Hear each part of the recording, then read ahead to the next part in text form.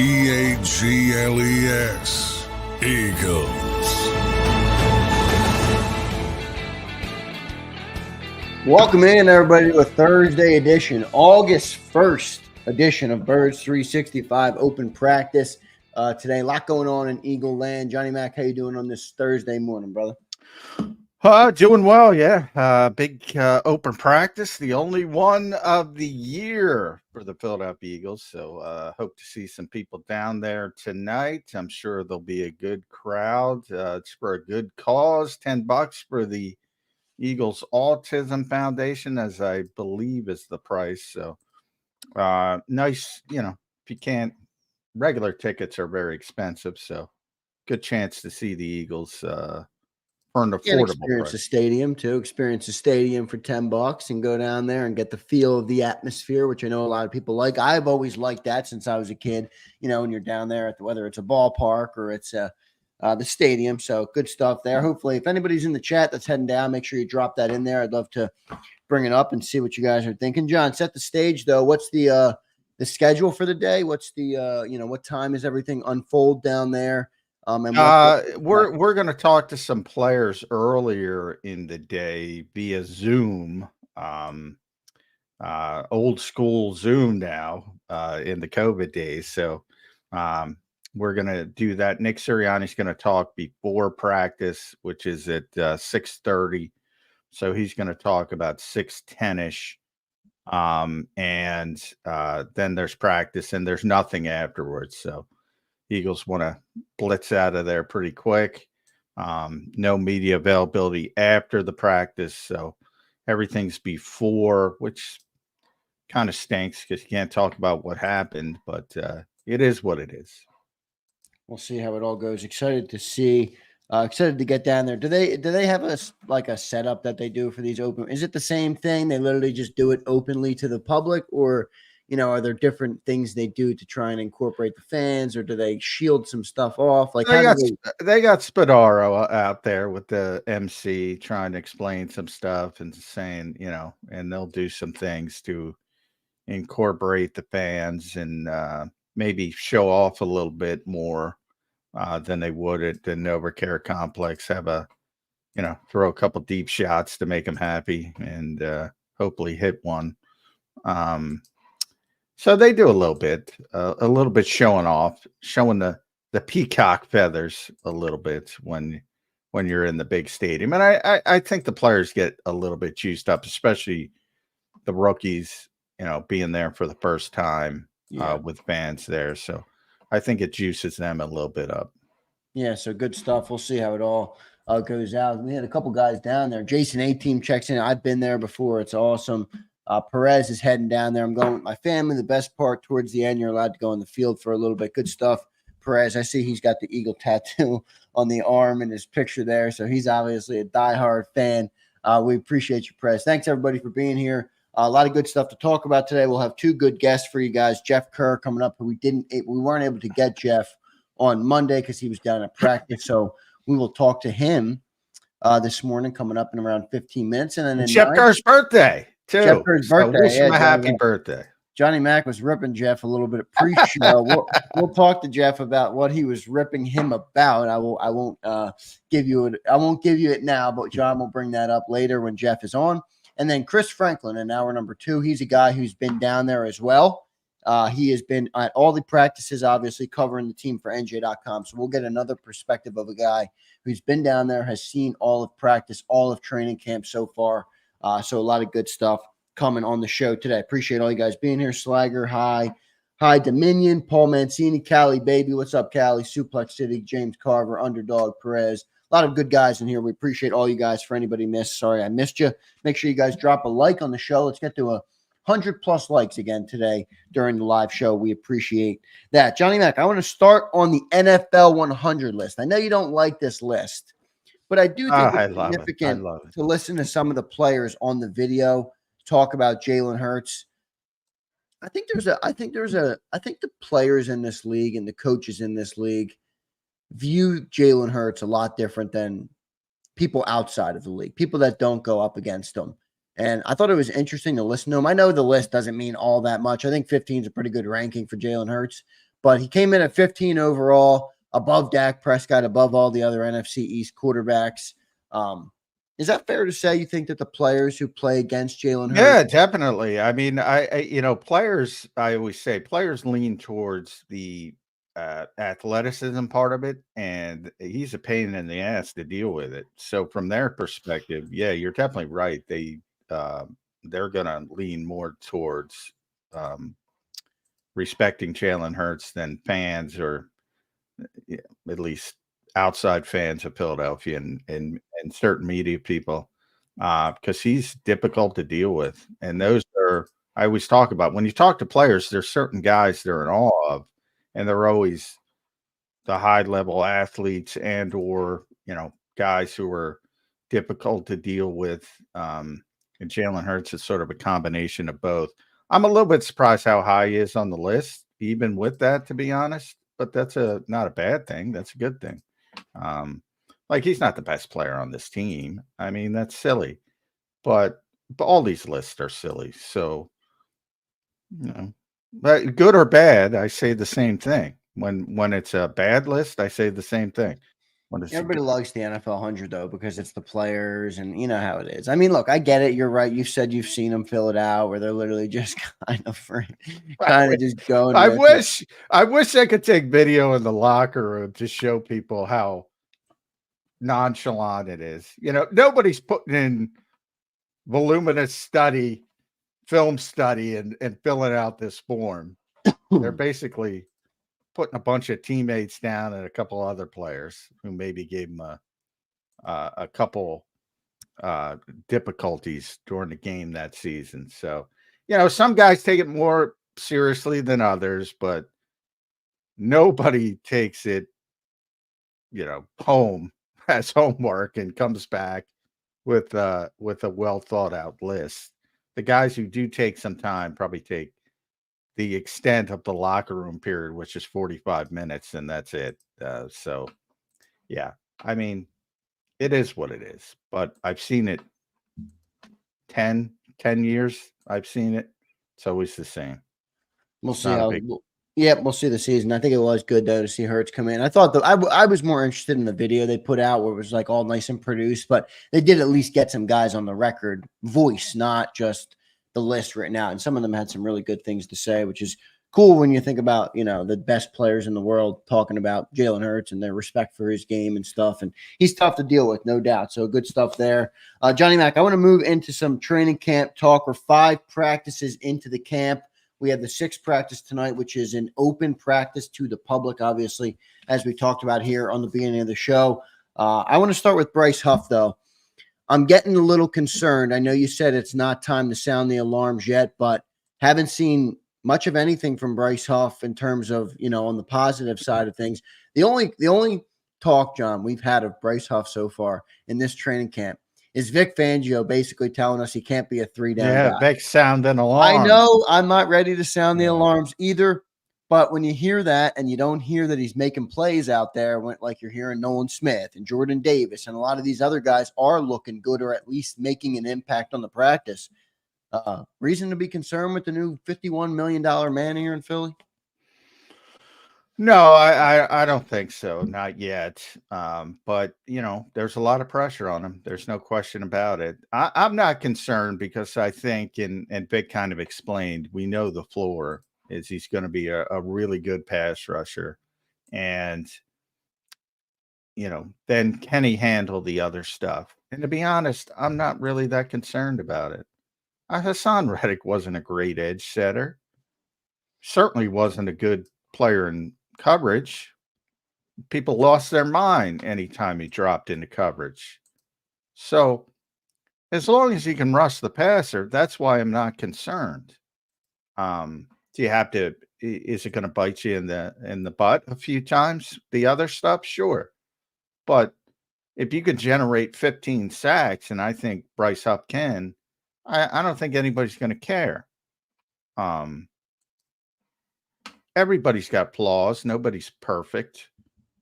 And as long as he can do what he's getting paid to do, I'm fine with it. And I think he's going to be able to do that. I've seen no evidence to suggest that this guy is just, coasting off. The Jets have a very talented defense. I've mentioned that pretty consistently. But his pressure numbers were off the chart for everybody, with the exception of the, Micah Parsons of the world. That's not changing. He's relentless. He's tough to deal with from a perspective of opposing offensive tackles. I'm not that concerned at all. But it depends, like what they signed him to be, because when you hear Vic Fangio talk, it was almost like he was coaching him up to be that 3-down back. Now, if they or 3-down player. Now, if they signed him to be a pass rusher and that's it, then I think where you put the number was right on the numbers. If he's going to be a pass rusher and that's it, you got to go and get 15 sacks out of him. Well, that's what Vic said is his floor. He knows that. And from Vic's perspective, he wants to get everybody up to be a well-rounded player. That's his job. But Hassan Reddick wasn't a well-rounded player. That worked out. That's what I'm saying. About how many sacks in that year were in when he had 19 and a half, including the Super Bowl. And that's kind of my point. Going up to the Super Bowl, he had, I think, 16 in the regular season and 3.5 more in the playoffs. That's my point. He wasn't a good run defender. He wasn't setting the edge. He's terrible in zone coverage.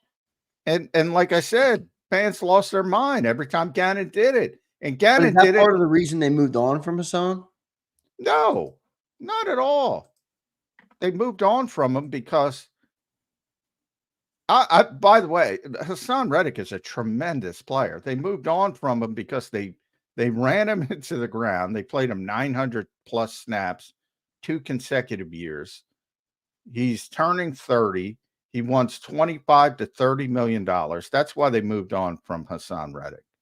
And by the way, Hassan Reddick has got to make that move because he's proven himself as a pass rusher in this league. Pass rushers get paid. And unfortunately, he's turning 30.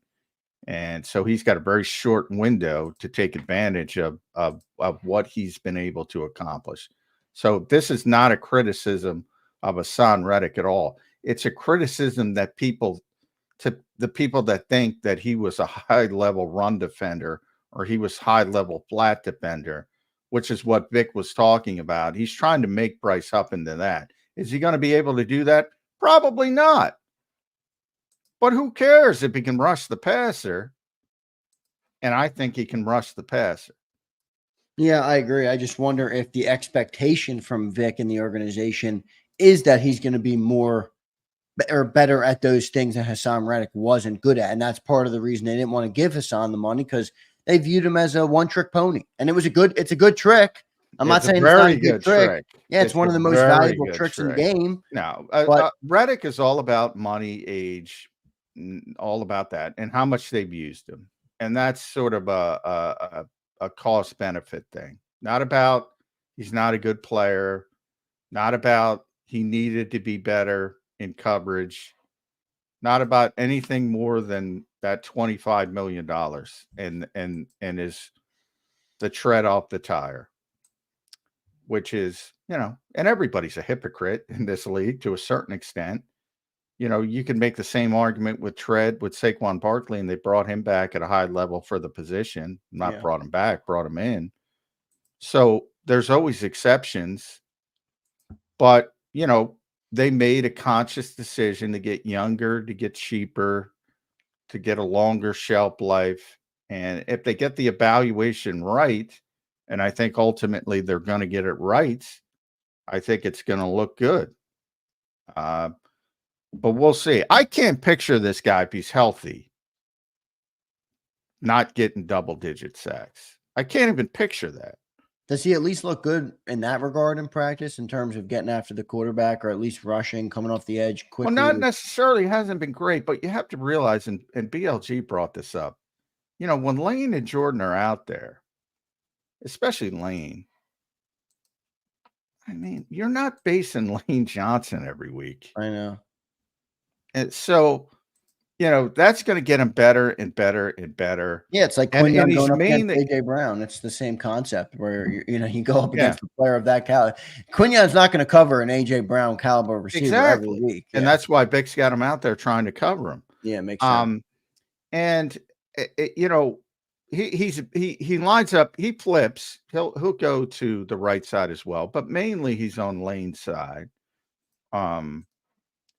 And that's just going to make him better. And that's the thing. I think it's sort of like the comic criticism of, oh, but they don't do it against good quarterbacks. Yeah, no duh. It's difficult. It's more difficult to stop good quarterbacks than bad quarterbacks. It's more difficult to stop Patrick Mahomes. So when you hear the Eagles going 14-3, but they didn't beat anybody because they can't beat Patrick Mahomes in the Super Bowl, that's some kind of lack of accomplishment. Yeah, when you play great players, when you play all-pro players, when you play potential Hall of Fame players, guess what? You're not going to be as good when you play a run-of-the-mill right tackle. And there he might get 3 sacks against the run-of-the-mill right tackle. And yeah, he might get shut out if he's playing a Lane Johnson type, or if he's going against Trent Williams. Yeah, well, I don't expect him to have multiple sacks every single game, or even 1 sack every single game. Well, that's the whole Yeah. point. People look at the number at the end.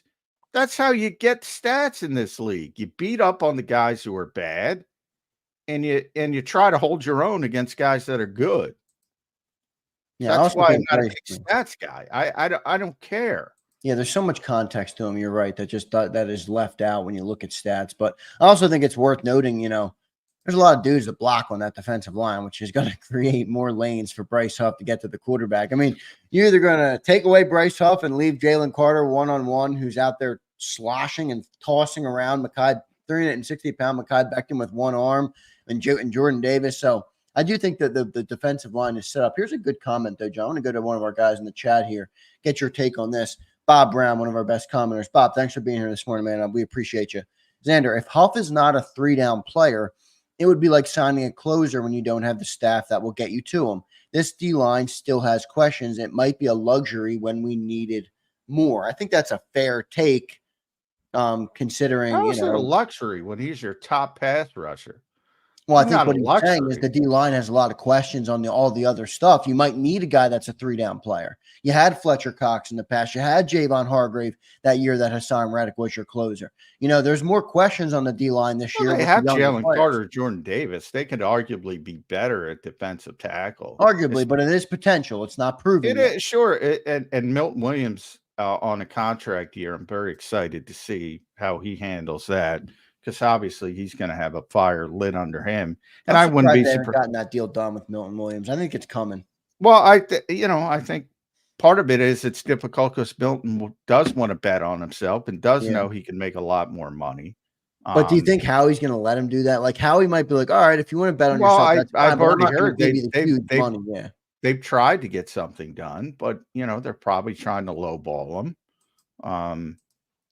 And if Milton's agent is giving him, I said the same thing with Devontae Smith and AJ Brown. I said the same thing. You guys, their agents, and I'm sure they did,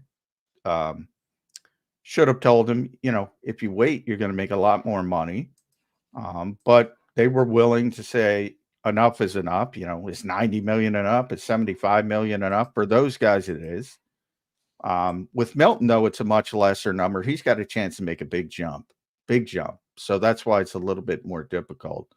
And we'll see if it shakes out. But I said, hey, the defensive front group, because I include the edge rushers and the interior guys, it's been the deepest position on this team so far. And Brandon agreed with me. BLG agreed with me. I didn't tell him that beforehand. I said, it's the deepest group on this team. So it's still good. It's never good when you lose a player like Fletcher Cox, but we're talking the edge here with Bryce Huff, and Nolan Smith has got to step up. And I'm not saying he doesn't. And I think Josh Sweat's going to have a better season. It's going to come down to Nolan with those guys because, I mean, if Nolan can't take significant snaps, then Josh Sweat's going to be getting a ton of snaps again. So it's kind of on Nolan, and that's a little bit. Nolan's got to step up. There's no question about it. Yeah. But I'm not even saying he has to be a huge impact, but he has to be able to play meaningful snaps so that Josh Sweat can get back to 600 snaps and be effective in those 600 versus last year he played 850 or whatever it was and was largely ineffective toward the end of the year. Yeah. And so was everybody, by the way. But yeah, not just Josh, no question. But I can't call your best pass rusher a luxury. That's all I'm saying. I mean, he's their best pass rusher. And, if I'm wrong, I'm wrong. But I can't even picture this guy not getting 10 sacks. And I get part of it is, look, the Giants guys, Saquon and Paris get all the Giants supporting cast is so terrible. And people think the Jets are terrible, but they're not terrible defensively. They weren't last year. They won't be terrible offensively this year either if Aaron Rodgers stays healthy. But they have a very gifted defense. So he doesn't have that supporting cast crutch to lean on because he had a very good supporting cast. He had a more talented supporting cast last year than he'll have this year overall. When you talk about all three levels. Yeah. But I don't think he's a product of those other guys. And put on the Jets game when they upset the Eagles and watch him play because he gave the Eagles fits. Yeah, he did. Fits. And he is just a really good pass rusher. And I think people when they see it, they're going to be happy. But until they see it, they're going to have questions. We'll see how it plays out. Hopefully Bryce Huff has a big role. Let's go to our super chat before I see Jeff Kerr. Birthday boy, Jeff Kerr in the green room. We'll get to Jeff in a minute. Jeff, thanks for waiting, brother. James Carver checks in with a $5 super chat. James, thank you, brother. We appreciate that. That's the same premise that people overlook with Sweat. Many of the LTs he plays against several 2 times a year are sure Hall of Famers and are likely Hall of Famers. Yeah, I think Sweat's a good player. He's actually probably your most versatile player in terms of the 3-down type of edge. He can play all 3 down. So I think he's going to have a good he's year. a good player. But James is right in the fact that people don't pay attention. Like if you're a right defensive end, and that's basically where Josh typically lines up, and you're playing San Francisco, for instance, don't expect a big day if Trent Williams is out there. Don't. Right. Yeah, and it's like, well, he got 2 sacks last week. Why can't he get 2 sacks this week? Got to pay attention to the other team. Got to pay attention to the opponent. Sometimes you're going against really good players, and everybody sees it with Lane Johnson shutting down everybody over the years. The Von Millers of the world, everybody. Yeah. Michael Parsons, everybody. Yep. Nobody else does that. So, their fans are saying the same thing. Why can't Micah get 2 sacks again? Blah, blah, blah. Opponents matter. And when you're playing, it's more typical. It's most obvious at quarterback. Yeah. To me, that's the dumbest thing ever. Well, they haven't beaten a good quarterback or they haven't done this against Patrick Mahomes. Yeah, it's difficult to play him. It's more difficult to play him than Tommy DeVito. It's common sense. Good stuff from John McMullen there. We'll get to our first commercial break. Our boy Fly, Eagles fanatic, he will be at open camp tonight. Love it, brother. Hope you have a great time down there. Let us know tomorrow in the chat how everything goes and what you saw. I'll be looking for your comments on the channel. So good stuff, brother. Hope you have a great time. Stay safe down there in the city. Let's get to our first commercial break. A lot of good viewership in here this morning. Appreciate you all being here. Make sure you guys drop a like on the show. Jeff Kerr coming up next here on Birds 365. Stay tuned, everybody. If you missed any of today's show on the JAKIB Media channel, listen to the podcast on your way home. Available on YouTube, Apple, and Spotify.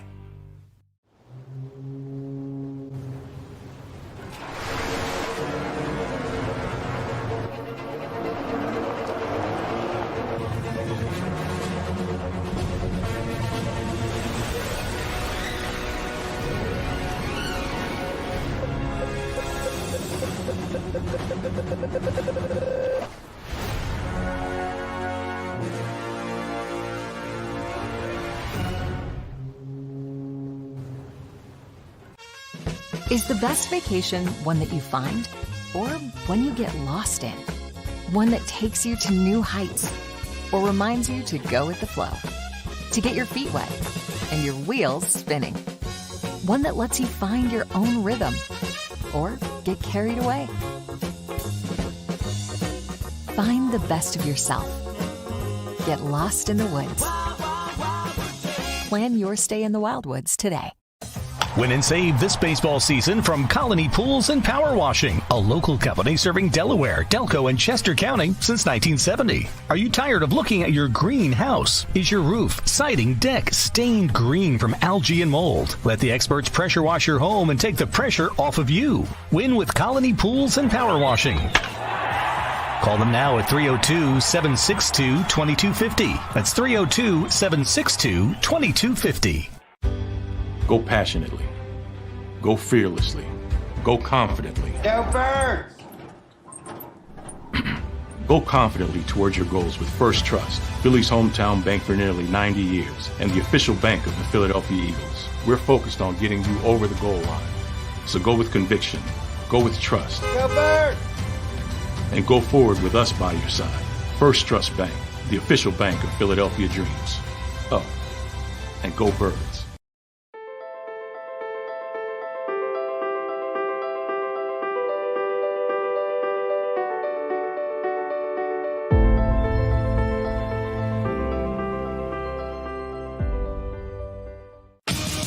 The greatest fans on earth. It's a bold statement, but would you expect anything less from Philadelphia? 58 years of heartache creates a toughness, a grit, a resolve not found in most.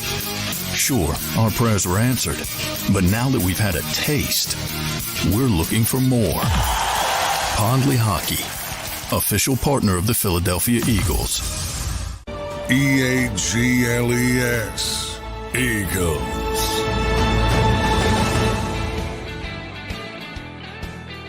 Welcome back in, everybody, to a Thursday edition of Birds 365. It's August 1st. Can you believe it, everybody? We are just about a month away from real football games being played and about 12 hours away from a preseason game being played. Jeff Kerr joining us now on Birds 365 from CBS Sports. Jeff Kerr, how you doing, man? Welcome to the show. Can't complain, Zander.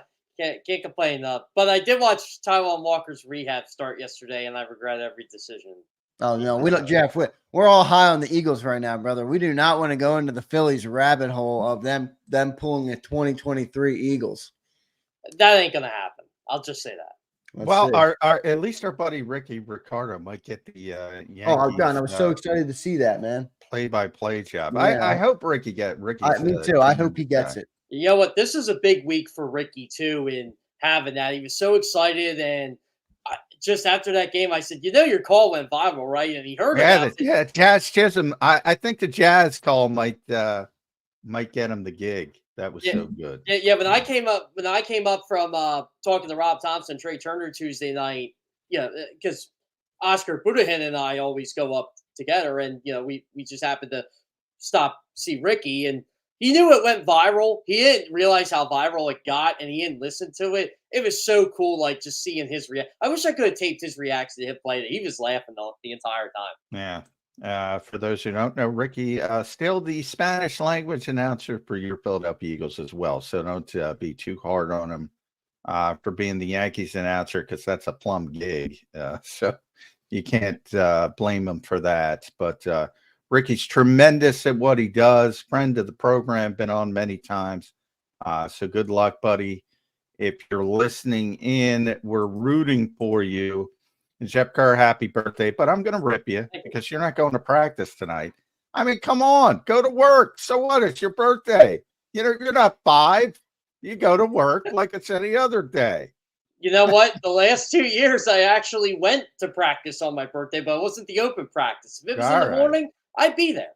All right. Jeff, Johnny Mac was ripping you pre-show. No, I wasn't. He was ripping you pre-show. I was ripping you for that, but I'm glad you're here because he was talking about going out to practice. Oh, yeah. See, if I would have known that, maybe I would have just. Yeah, maybe you would have. No, it's all good natured, Jeff. You know that. Yeah, and by the way, you're not going to get to see me hobble around. So you're going to miss that too. I did see that on Tuesday. Has it gotten any better? It's funny. It was getting better yesterday, and I was excited. I'm like, all right, I'm going to get past it. And I woke up this morning, and it's worse. So maybe I just got to stretch it out, but I'll be there. Worst case scenario, I can sit in the press box tonight, so it's not that big of a deal. You know what? Just steal Brookie's cane. He didn't use it the other day. Yeah, I'll steal Brookie's cane. Yeah, maybe. All right, enough of the nonsense. Let's talk Philadelphia Eagles, Jeff Kerr. We're talking about Bryce Huff, so I'll start there. I think Mick set off some alarm bells. That's, I love it from a reporter's perspective, his honesty.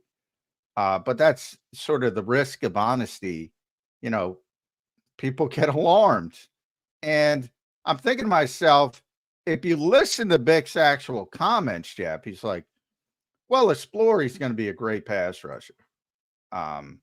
Basically, paraphrasing. And then, he's got things to work on. He's not there as a 3-down player, which means setting the edge and being that flat defender. Which, oh, by the way, sounds a lot like Hassan Reddick. Who cares if you can rush the passer? That's not that's exactly what Hassan Reddick did. And everybody would lose their mind when they would drop Hassan into coverage. And he certainly wasn't a good edge, run support player setting the edge. If Bryce Huff can rush the passer, what's the problem? I'm with you. You pay Bryce Huff $17 million a year to get to the quarterback, right? I don't care. Yeah. I don't like how he only played 47% of the snaps last year, but the production said this guy's a pretty good pass rusher. He got 10 sacks last year, and John, I was catching it, and you're right. Again, Bryce Huff against the Eagles was pretty impressive in MetLife last year. Now, Lane got hurt. That's part of the reason. Jack Driscoll was out there. Yeah, but Bryce Huff's a good player. Both can be the same. And look, if Bryce Huff gets 13, 14 sacks this year, I don't think you're going to see too many people complaining on this, on Twitter, on anything. I don't care if he can stop the run, as long as he gets to the quarterback. Yeah, I'm with you. I don't know why everybody's so worried. Well, I do know because Bick said it. That's part of the good and the bad with Bick. I mean, from my perspective, but if you're a team, you want him to be more political, and I'm glad he can't be. I think that's why Dolphins players ultimately didn't like Vic. He was too honest with them. I think he told Jalen Ramsey exactly what he thought, and Jalen Ramsey lives in his own little world that he's the best cornerback in football. And he was very – but by the way, that's what bothered me about Ramsey last year.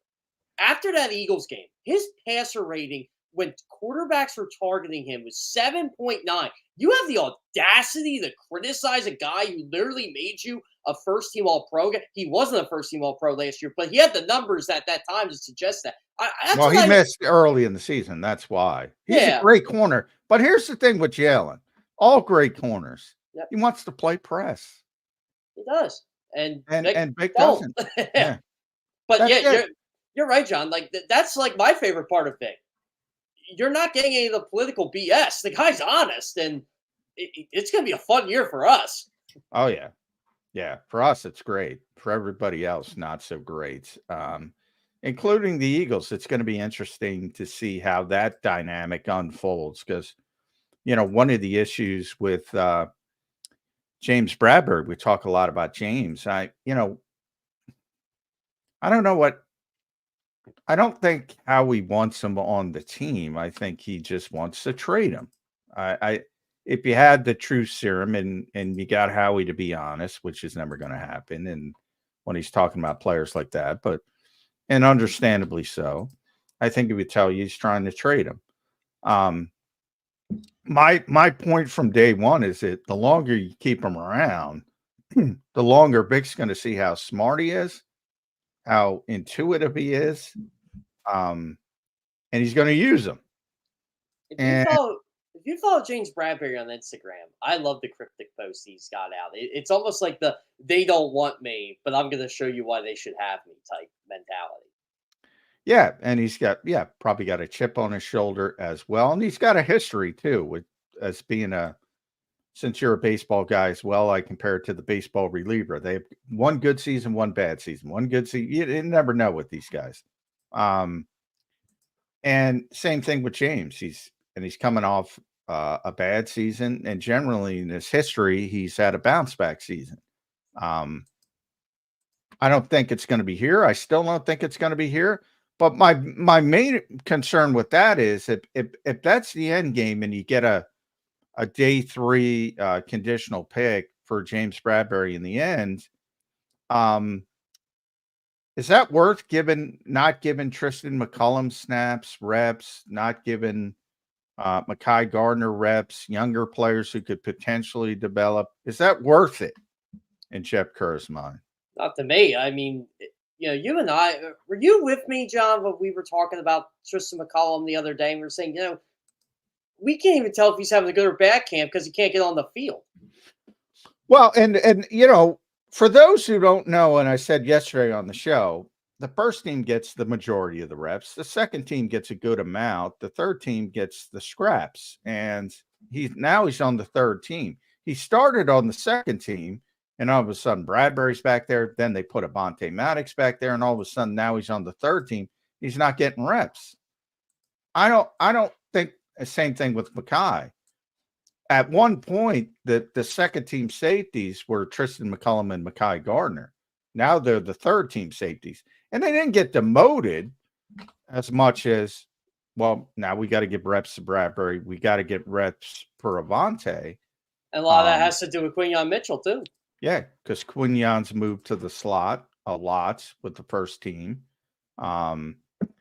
Strange. I mean, Sidney Brown's going to be back, too. People forget that. It's amazing to me, Jeff.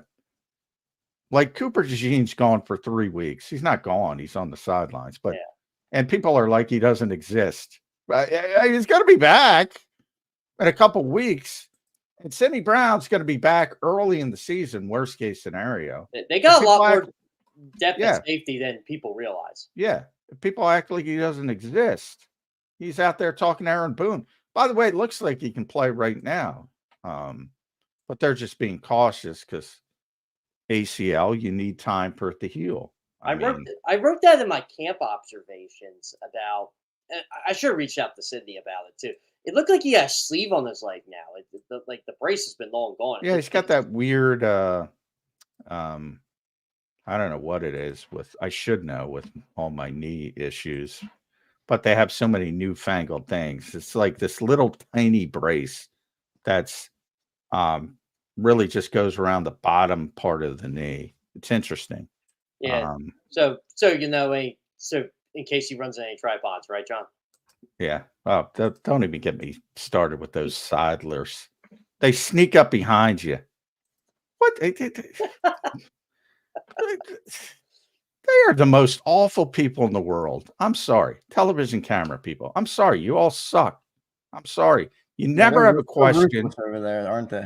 You never have a damn question. You just get in the way. They have a job to do. I shouldn't say that, but they suck, Jeff Kerr. It's funny at the Phillies camp stuff. They set up on top of the dugout, so they're not in any of our. And a couple of them actually get questions in, and I always joke like, sometimes, I always joke. I'm like, oh man, Rob's not gonna like this. No. When they do get the courage to ask a question, it is the worst question in the history of mankind. Jeff, I want to talk to you about, you've been down there at practice. I don't know if every day, but you've been there. Have you been down there at every practice? The last 3 practices I've been at. So I'm not going to be there tonight. Then I'm coming back Sunday. So got it. So I'll get your take on that real quick. I just want to bring up the super chat. Let's give Johnny Mac some love mid-segment here, everybody. And Martine checks in with a $5 super chat. He says, I just want to salute Johnny Mac. I've been reading his work and listening to him for nearly 10 years. One of the best objective sources for Eagle News. Martine, thanks for that. I love giving Johnny Mac his flowers. John always, there's a lot of haters out there, and they're always louder than the people that love Johnny Mac, but there's plenty of them too, and we appreciate it. He listened to this show because of Johnny Mac. Absolutely, he does. A lot of people listen to this show because of Johnny Mac, because he's the best in covering the Birds. So we appreciate that. We appreciate Johnny Mac. Jeff Kerr, let's get to the offensive side of the ball and what you've seen at practice so far. I'm not going to go one player. I'm not going to go Jalen. I'm not going to go What have you seen from the offensive side of the ball? There was a lot of talk coming out of OTAs with the Kellen Moore offense, 95% new. What have you seen from the offense so far in your days down at training camp? Well, I know you don't want to mention Jalen, but I'm actually he's going to be one of my 5 standouts from the first week, just because I think he looks healthy from last year, right? And I think we knew that. Yep. Yeah, but when he takes off on the read option or whatever they're doing, he just looks fluid again. Like he looks like Jalen. He's got much more juice. Yeah, he than does. He had last year And at this time. there was one play I was watching, and it was pretty insignificant, but he did like a cut. I'm like, oh, that's Jalen Hurts. That's the Jalen Hurts I've been accustomed to over the last couple of years. So that's one thing in the red zone where they kind of had Barkley in motion. They didn't give Barkley the ball. But that's been his biggest impact. They did it early in camp too. Either day 1 or day 2. So I don't know if you were there, Jeff, but I think you were telling me about. Ed was telling me about after practice. Yeah, they ran an option essentially, and Jalen fake pitched it to Saquon. The whole defense went to Saquon, and boom, you had this parting of the Red Sea for Jalen Hurts. He's got, as you mentioned, Jeff, more juice. He looks healthier this year. He looks back to his old self in the run game, and it would have been an explosive run because everybody bought the fake to Saquon Barkley. Same thing you're talking about. The Eagles defense is buying the fake to Saquon Barkley. If that happens in real games, it's going to be very effective, the Eagles offense. So people are worried about Saquon. Like, I don't care about the numbers. We were talking about that yesterday, Zander. Like, if he can have that kind of impact for this offense, it's going to be a big deal. It's going to be a big deal. Yeah, I mean, he's going to be the best $12.5 million decoy you guys are going to see. And then when he does get the ball, it's going to be fun to watch. Yeah. And by the way, yeah, that's well worth it. People are going to, you talk about haters, they might hate on it because he doesn't have the numbers they expect, but who cares if you're winning games and he's impactful in that way? That's how I think the Eagles are looking at it. And not to say he's not going to get the ball, and teams will adjust if you continually use him as a decoy and they get that sense, and they'll start focusing more on Jalen. Maybe give it to Saquon, and the opposite happens, because Jalen has that effect on you. You got to account for Jalen Hurts. I could see Howie Roseman envisioning and why he went this direction. And it has nothing to do with numbers. It has to do with putting defenders in conflict. And you put them in conflict with Saquon Barkley and Jalen Hurts. No matter which way you go, you're putting them in conflict. And that's what he's dreaming about. And we'll see how it shakes out in real life. But it does look good on paper. And then, we don't talk about it much because he doesn't get that many opportunities to catch the ball in camp because he's doing other things. But Dallas Goedert's going to fit into this chessboard somewhere. And, I just keep going back to, oh, wow, A.J. Brown's getting open. Devonta Smith's getting open. The defense are getting them good looks. And all of a sudden you're like, oh, yeah, Dallas Goedert's on this team. And there might be that game where you're like, oh, yeah, he exists. And he has like 5 catches for like maybe 90, 110 yards and like 2 touchdowns. And just forget. Yeah. Kellen, man, he's got a tough job, Kellen Moore. Yeah, he does. One football, but seems to be doing. By the way, you got to give credit to Vic Fangio too. The different looks that defense is giving them, just competitive time and time, and all the defensive players are raved about it. They love confusing that offense when they get the opportunity. Yeah. Well, I'd like to see him not line up in dual safeties, 15 yards off the line of scrimmage once or twice, but that's what Vic does. So. But yeah, Vic's been doing it for what now? About 25, 30 years. Yeah. Then it's not that he plays cover 2 or cover 3 every play. He spins off into a multitude of coverages. But I think part of the reason the Eagles have thrown it underneath so much is because they see that too high shell all the time. And it's like, all right. We'll take what you're giving us. Yeah. Which is a good thing because they didn't last year. They fell in love with the with the big play, and they tried to press things all the time, and maybe they've learned from that. And maybe Kellen Moore's getting them prepared to do that a little bit more. So the offense Jalen's been tremendously sharp. But the past couple of days, not as sharp. And the reason why is the pass rush. I mean, the pass rush has been unbelievable over the past couple practices. Including, Nolan's had a couple good practices. Nolan Smith. Good to hear on Nolan Smith for sure. Yeah, Nolan has looked really good. Now it's against Fred Johnson, not Lane Johnson for the most part, which is big difference as I kind of talked about, but that's understandable. But mainly the interior rush. So my bigger concern is what's going on with that interior of the Eagles offensive line. For the last injuries. For the last, I think it was Monday or Tuesday. I can't remember the day, but I think I watched Jalen Carter and Mekhi Becton go for 10, 11 straight plays. I didn't even realize what was going on, around I was having Ed and Martin tell me, what I'm like, I was just watching Carter and Becton. Carter's just a freak. Yeah. And, people, are very excited about Mekhi Becton playing right guard. I don't think that's easy for Mekhi to do because of how long he is. And, defensive tackles are typically closer to the ground. The Eagles have big defensive tackles. Typically, they're a little bit shorter, great leverage players, and you got to get very low.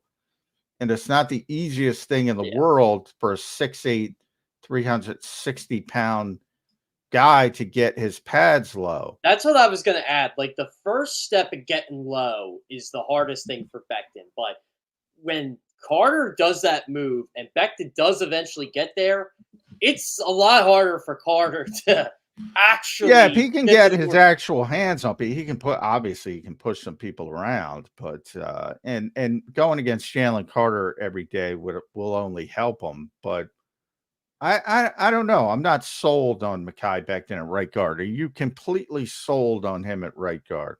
I'm sold on the Eagles wanting him to be the right guard. I don't know if he's ready to be the right guard. What about Tyler Steen on the inverse? It's I'm not sold on Becton, but I'm also not sold on Steen. And I think when's he coming back? Nick kind of hinted he's not coming back anytime in the next week.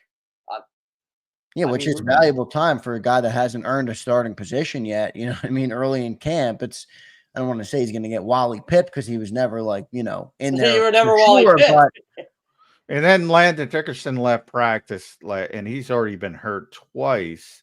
Now, I don't know if you all saw CJ's shot in the auditorium. I did see that. Canceled.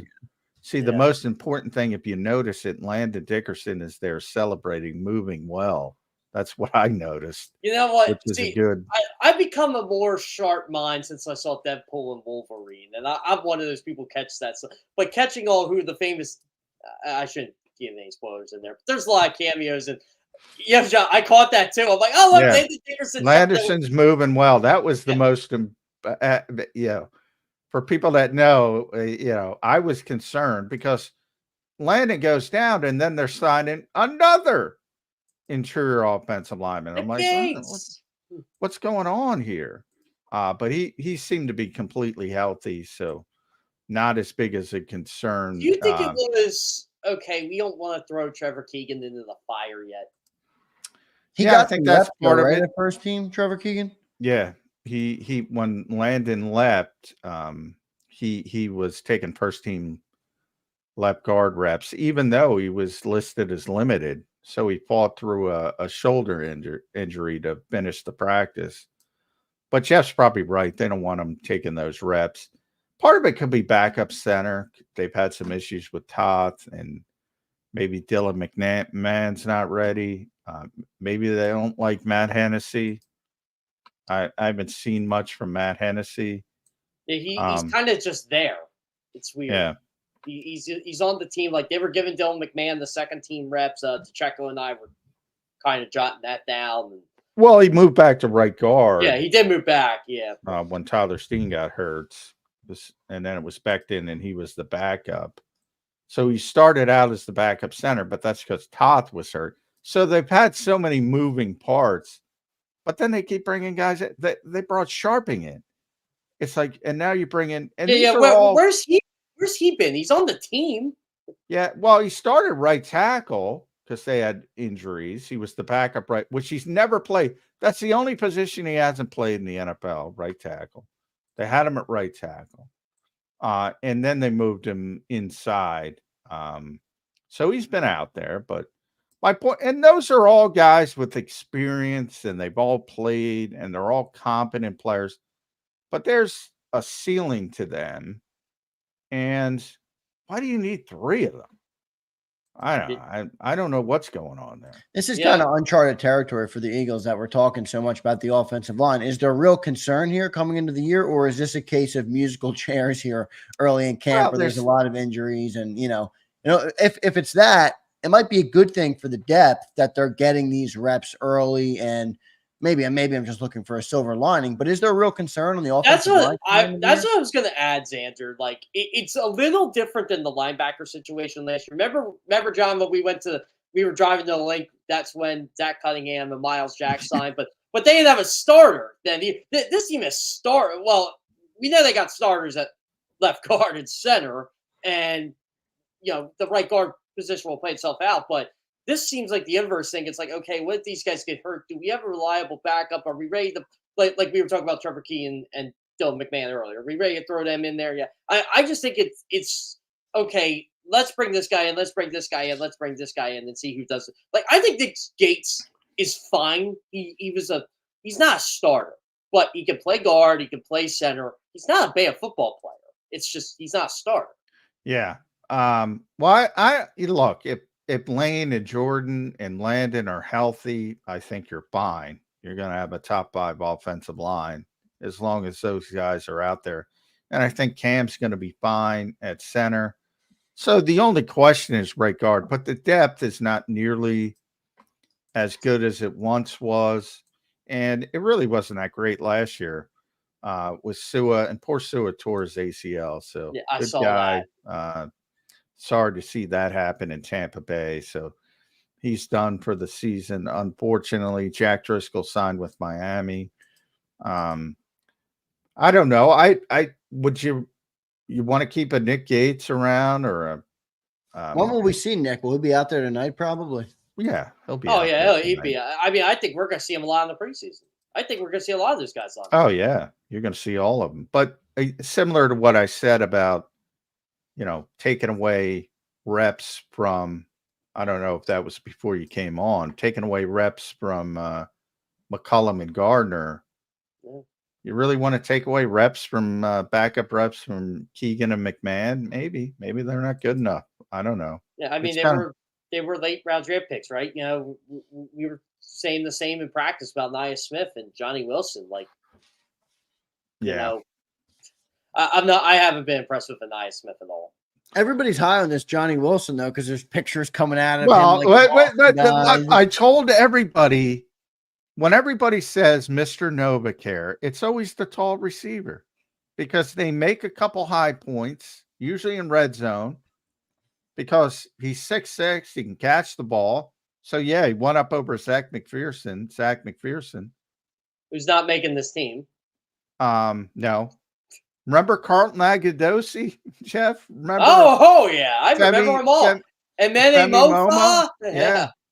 Every single time, it's the tall receiver. Even Tyree Jackson as a tight end. Every single time. Don't you think that there might be a role for him? I'm not saying he's ready yet. I'm not saying he can be your wide receiver 3. No role for him. In the red zone, there's no mismatch type of role. You want to hype a guy up right now. Decoy. I brought up Hakeem Butler. Remember the Hakeem Butler play, Jeff? Oh, yeah. Oh, my God. In the back corner of the end zone? Yeah. Yeah. They pulled out of mothballs. Big guy. Let's try a red zone play. No. I wish. No. Now, Johnny, well, I'm not saying Johnny Wilson can't be a player down the road. I'm saying he's not ready to be. You have A.J. Brown and Devontae Smith and Dallas Goedert and even Grant Calcaterra, who the coaching staff seems to love. I'm not gonna bring in Johnny Wilson for red zone work and take one of those guys off the field. I don't think that makes a lot of sense. Well, I just wonder with the wide, there's been some talk about the wide receiver 3 being a committee approach. You're not going to go to Johnny Wilson every time, but maybe you change up those looks if you need a guy. I don't even consider Johnny Wilson in that competition. No, either do I. I mean, honestly, if the Eagles, I know the Eagles like to put in like the highlight package or two of like the Jalen Hurts play.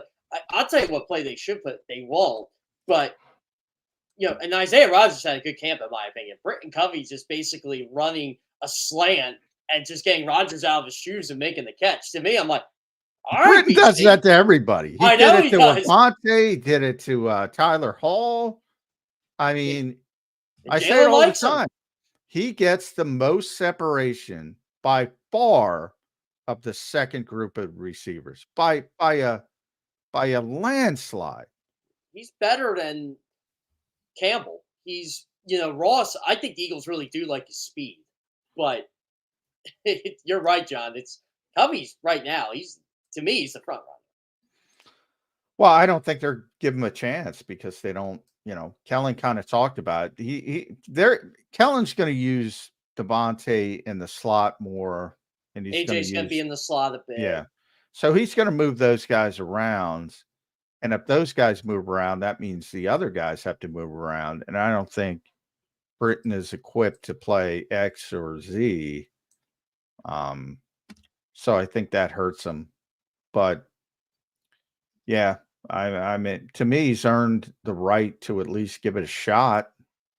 I don't know if the Eagles see it the same way. I just think Britton wants the preseason he didn't get to have last year in terms of. Well, definitely, he didn't have a preseason last year. So essentially, he's showing he probably, I don't know. I'd have to check Elliott's statistics. I assume AJ leads. AJ's so good. Did you see, by the way, Nick gave a shout out to Elliott? Oh, man, is his head going to be?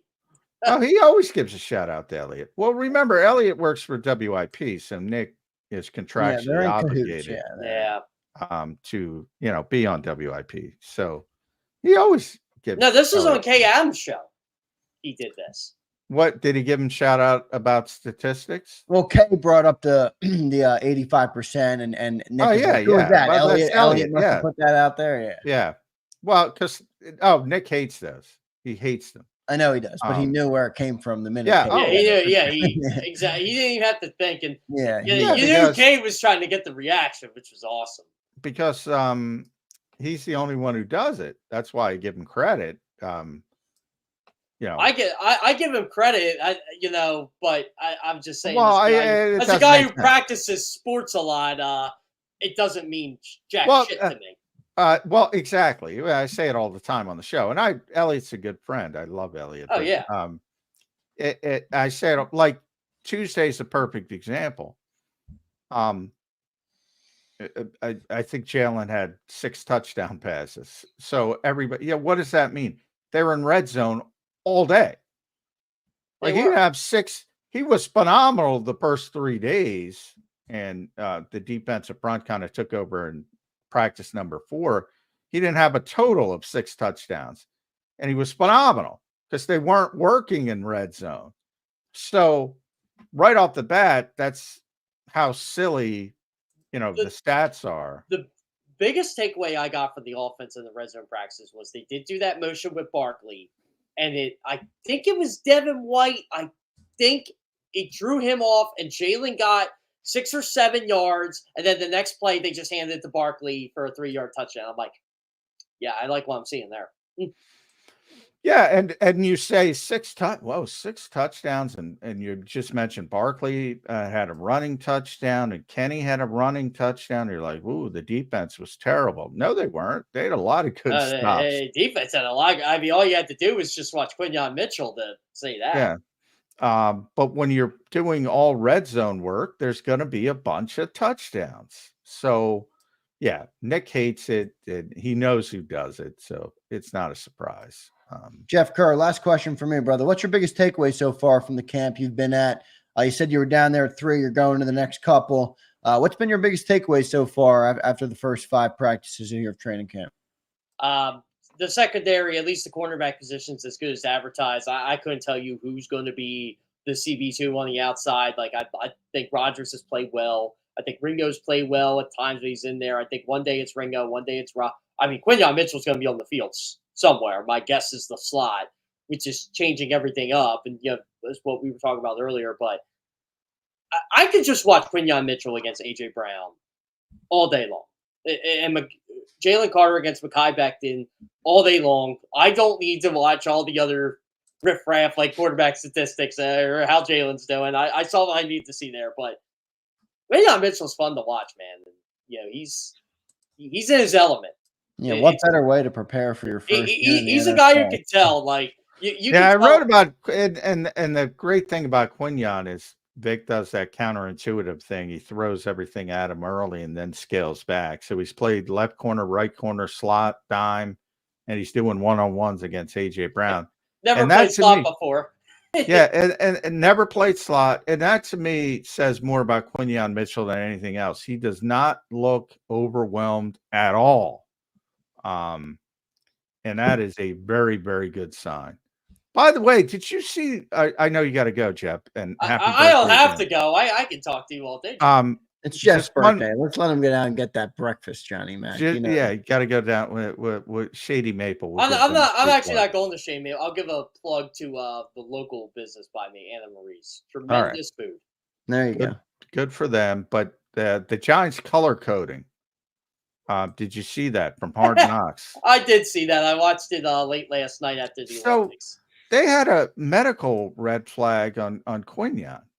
But and I'm like, I can't find anything. No, I can't either. Did other teams have this? Is that why I assume that's probably why he fell a little bit. He was supposed to go earlier than 22. You never know. You get checked out at the combine. They find something.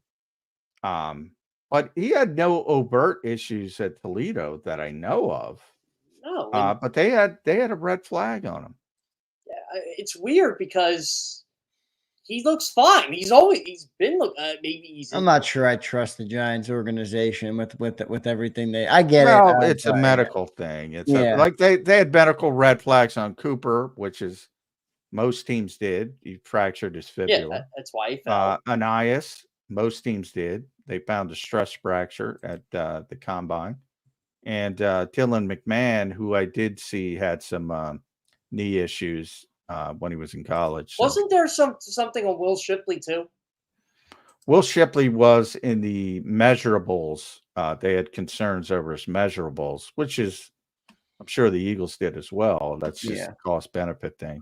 He is undersized, so he's undersized, but he's made a couple plays. Right, he's really settled down.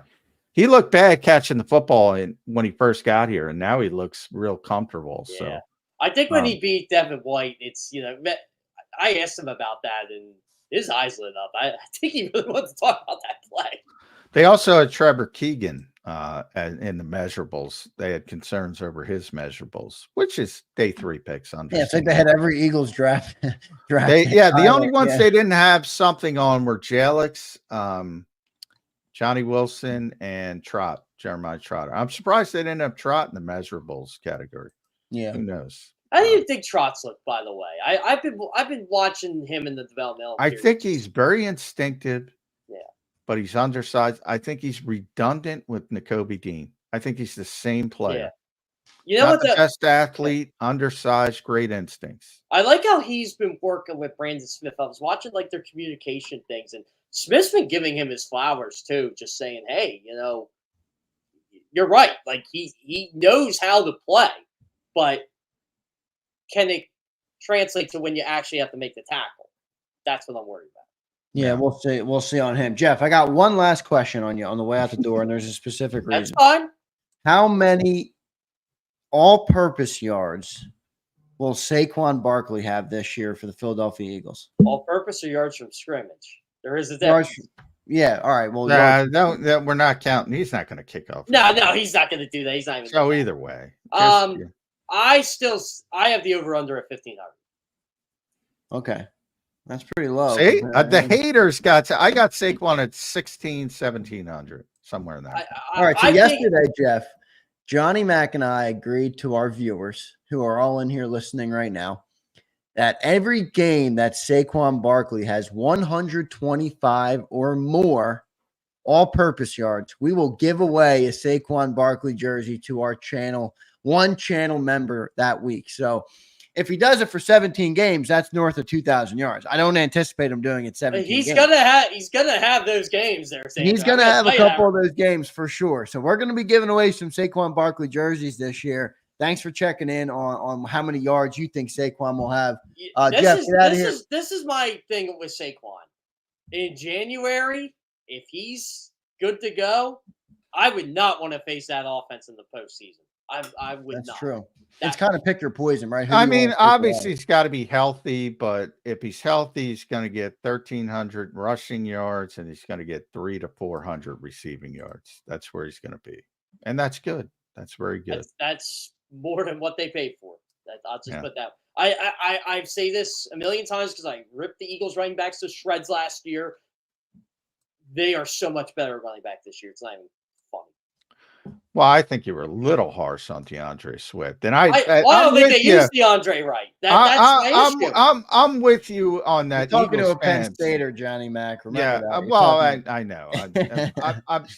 I'm with you. Eagles fans overrated DeAndre Swift a little bit, but he was still a good back. Yeah, they didn't use him right. That's what bothered me about last year. Like DeAndre Swift would have been beautiful in Kellen Moore's offense. DeAndre Smith is a better receiver than Saquon. I don't want to go down this route. I can't wait. They didn't use him. I can't wait till DeAndre Swift gets to actually catch passes in Chicago. Yeah.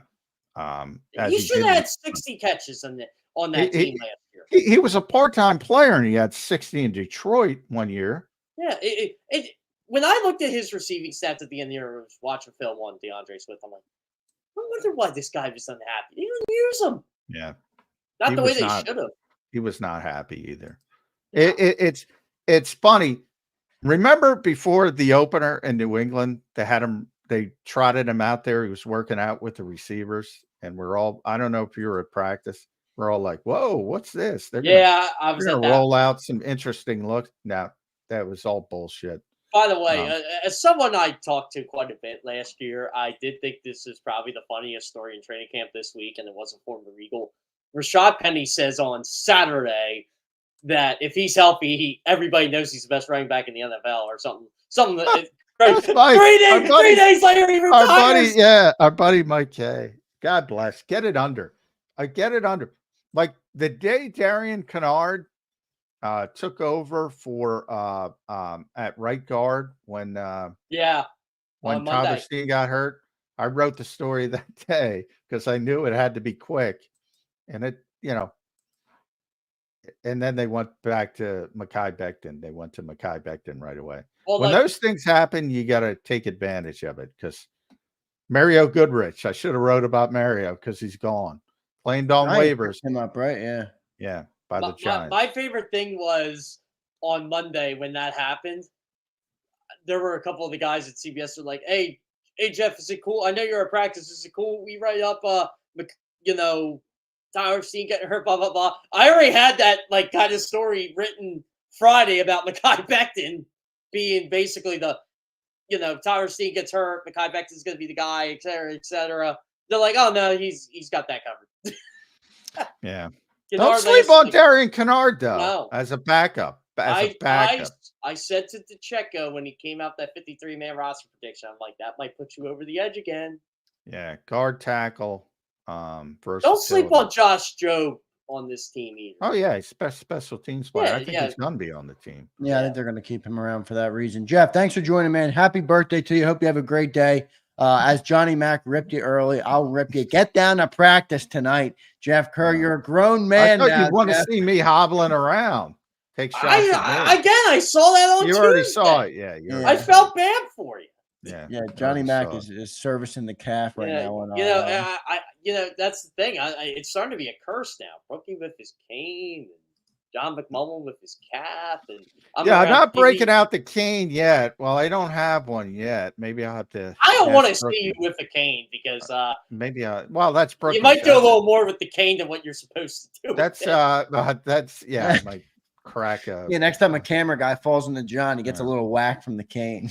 Yeah, it might give him a little more. That's Brookie's gimmick right now. I don't want to fringe. That's gimmick infringement if I break the cane out. So I'll just be hobbling around today. All right, Jeff. Thanks for joining the show, man. We appreciate it. Thanks, bud. Sounds great. Happy birthday. Thank you. Yep, there's Jeff Kerr joining us on his birthday. So good stuff there. I think we had a super chat I want to get to, John, before we go to our break. We'll just take a few more minutes here because we have Chris Franklin coming up in about 8 minutes. So we'll talk to Chris. James Carver checks in. I think color coding assumption is wrong because neither Wilson or Latu were medical concerns. Nope, and Eagles had most colored of any team. Saquon effect. Yeah, it could be. It could be wrong. Yeah, I mean, it was a problem, but generally, blue and red is pretty. Common, but that's what the team yeah, nobody knows. I've been seeing. I asked a couple of the Giants reporters, and they didn't know yesterday. I'll circle back today. I'm sure they've done more homework, but they didn't know at the time. So yeah, it was just speculation. But generally, blue and red are pretty straightforward. The other ones were, kind of guesses. But I didn't look at the whole board. I was just paying attention to the Eagles players. So I'll have to look back at it. And just because, one team has a medical red flag on somebody doesn't mean everybody does, for different reasons. That's why guys like DK Metcalf, didn't go to Philadelphia. The Eagles had a flag on them. Seattle didn't. So, teams are different. We'll see how it works. John, I want to let everybody know about the Saquon thing just because there's some people questioning. So that's the thing. 125 plus in the game, and we're going to give away a jersey. We are going to have the Saquon watch. I'm going to call it the Saquon watch after each game. By the way, there's another one. So far I haven't found anybody I know who expects more out of Saquon Barkley than me. Anybody. It's the context, John. You add in the context and people think you're throwing shade on them, but you're right. You have had the highest yardage prediction of any person we have had on Birds 365 for Saquon Barkley.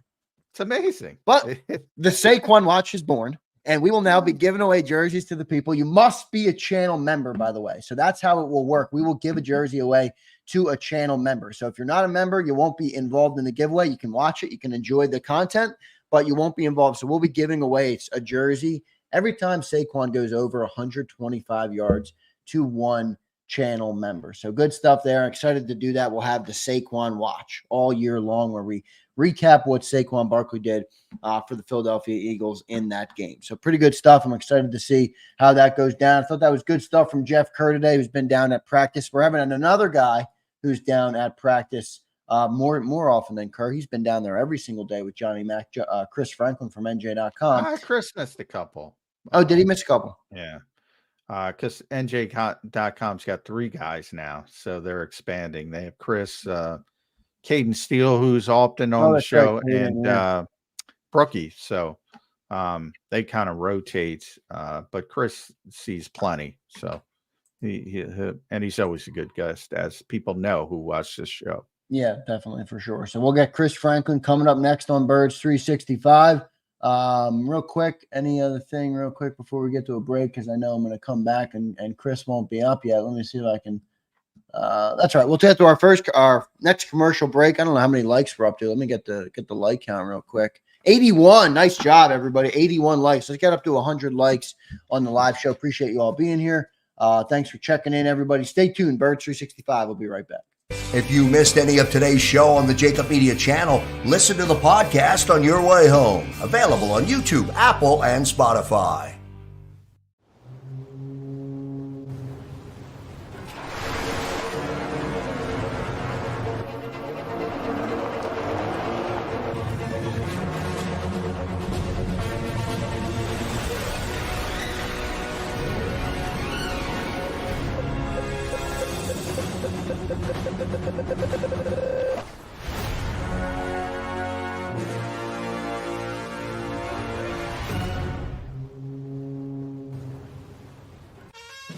Is the best vacation one that you find or one you get lost in?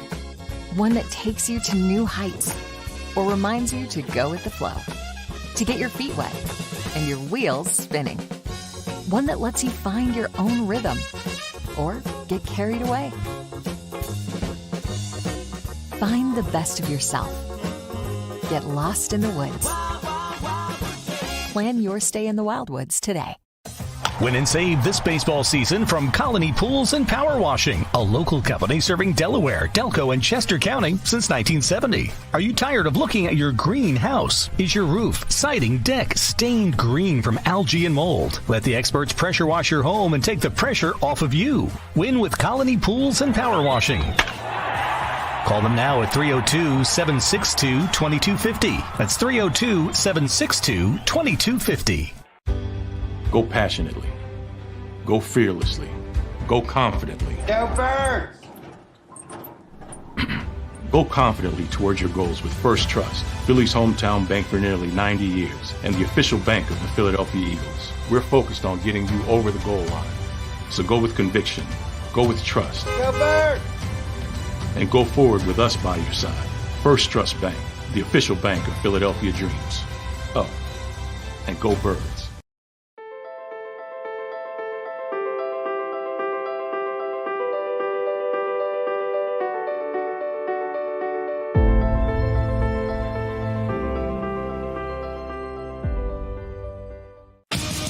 The greatest fans on earth. It's a bold statement, but would you expect anything less from Philadelphia?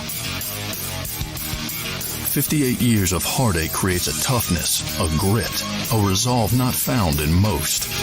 Sure, our prayers were answered, but now that we've had a taste, we're looking for more. Pondley Hockey, official partner of the Philadelphia Eagles. EAGLES, Eagles.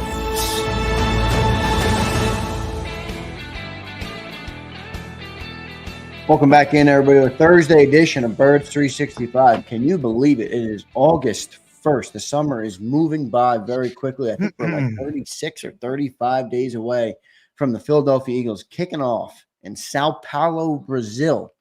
A weird opener for the Eagles this year, Johnny Mac. It's a tough opponent, a team that just throttled the Dallas Cowboys in the playoffs last year.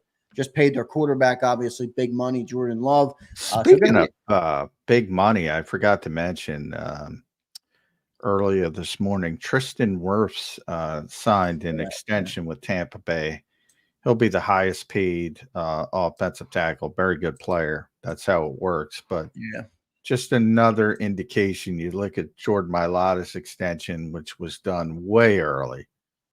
Man, Eagles are ahead of the game when it comes to that kind of stuff. Well, that's why I wonder about Milton, John. I'm like, listen, I think if Milton... Well, I think they're trying to get it done. I know. I think it might be on Milton's end, but my fear is that if it's on Milton's end, that's fine.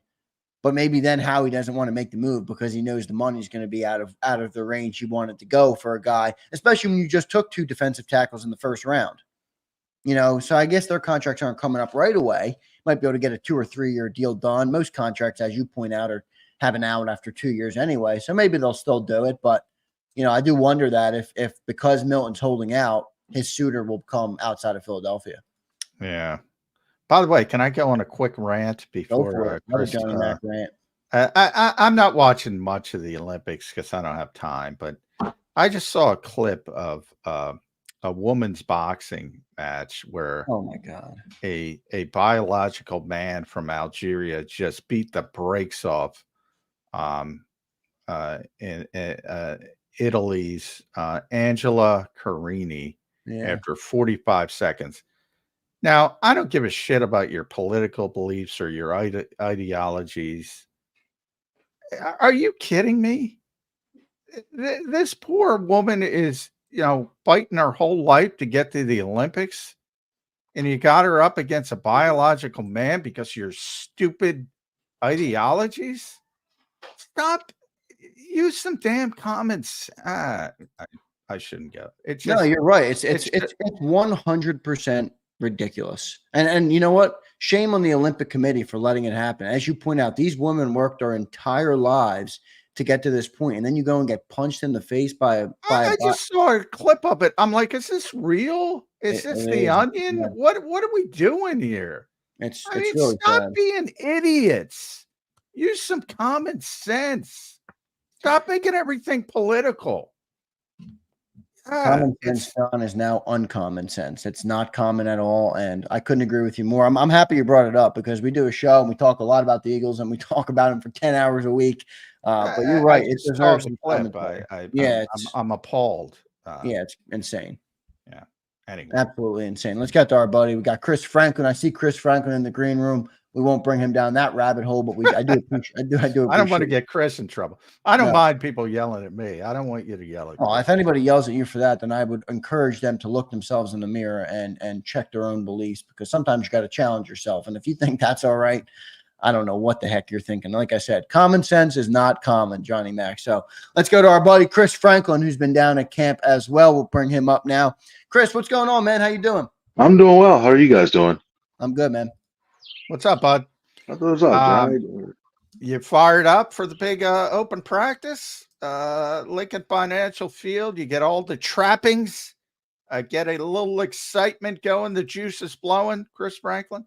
I like it a lot because it's rare. You know, they only have it for like 2 days. They used to have it like for 2 times, 3 times, what have you. Now they don't have any, as they only have the one time. And it's an opportunity for a lot of families who don't have a chance to actually get to go to games and practices and see that. So it's fun to see. It's fun to see the little kids get all excited, like because can't really go. So for me, it's one of my favorite days of camp, just to go in and see that and little scenes like that and get to get back in the link again. So it's fun.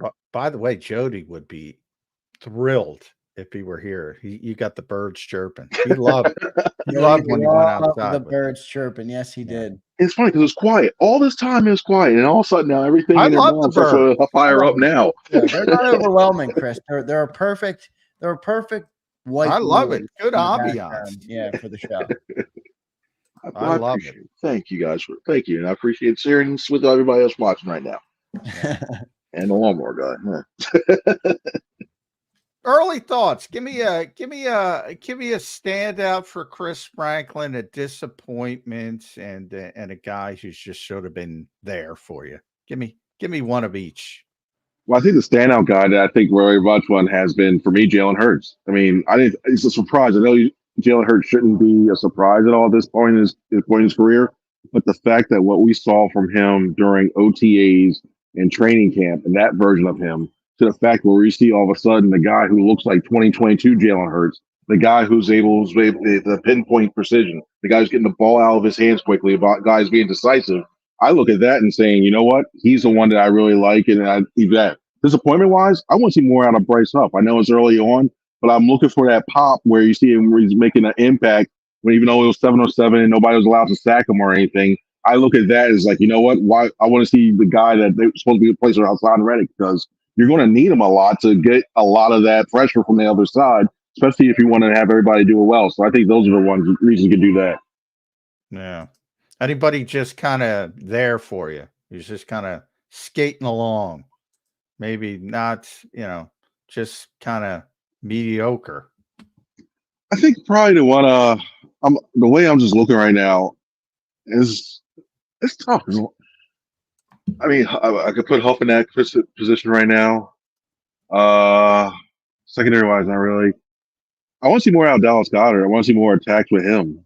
I mean, it's just there. I think this is a product of the offense where they're attacking more, using the wide receivers and the running backs. He's not being targeted as much. So I think I want to see them. I put that more on Kellen Moore a little bit and Hurts a little bit. I just want to see more out of him because I think he could be a really decent piece. Because I look at Dalton Schultz in 2021 and 2019, and 2021 and 2022, the way they used him in that offense, he was a big piece. So I want to see them use him a little bit more in that to occupy the middle of the field. Yeah, we'll see how that goes. Chris, I want to go to Eagles' first-round draft pick of this year, Quinyon Mitchell. He's gotten a lot of talk in camp, going up against A.J. Brown, moving all over the defensive backfield, lining up at the slot a lot. What have you seen from Quinyon? It seems like it's been very promising, but what have you seen from your perspective? Well, I like the fact that we were told when we first talked to Vic, yeah, he's going to be on the outside. We'll start about the outside. We're going to probably make him exclusively there. And then all of a sudden now you see him on the inside. You saw him a couple of times toward middle training camp. He's doing the inside. And now all of a sudden he's done very well in there, and that's one of the toughest areas to play with. Because when you look at these, I think safety's the toughest in this scheme, and then I probably put one of the off-ball linebackers as a second. But the fact is, you have to play when you play nickel and all that communication and everything you have to do in coordination with the linebackers, with the corners, the safeties, what have you. I look at that, and he's playing very well, and the fact that to a point where we had heard reports of him going out against AJ Brown and all that stuff, and the fact he's going across the middle, especially in that have to play man in an area he didn't really play much in college. The fact I see from him, I think when you look at the future, at least for this season, you have a lot of options to mix and match and to really confuse. And Fangio can make a lot of different schemes with him in mind. And that's right. You don't even have Cooper DeJean as well too in part of that. So I look People at forget about Cooper already. Out of sight, out of mind. Yep. He'll be back relatively soon, and you're right. There's I think it's kind of strange, Chris, because you look at it individually and you say, I'm really impressed with Quinyon Mitchell. Everything Vic has thrown at him. I think those one-on-one reps with AJ, those are by design. That's not just rotations. And he looks not overwhelmed by everything. I think Rodgers has looked good. I think Slay has been Slay. I think Ringo has been solid. So I think if you look at everything individually, you say, hey, that's pretty good, man. They're improved. They got more talent. Things should be fine. You don't even have Cooper, as you mentioned, involved. And then I look at, we're through 5 training camp practices, Chris. And you've seen a lot of training camp practices. There's no interceptions. Zero. And it's not just Jalen Hurts. It's Kenny Pickett. It's Tanner McKee. Will Greer doesn't get any reps to developmental, but throw the developmental in there. Zero. It goes to the point, I think it's the emphasis of what Kellen Moore has in this offense. The number, and he's been saying, oh, it's 2.3. Well, it's not necessarily that number, but yeah, it goes to that.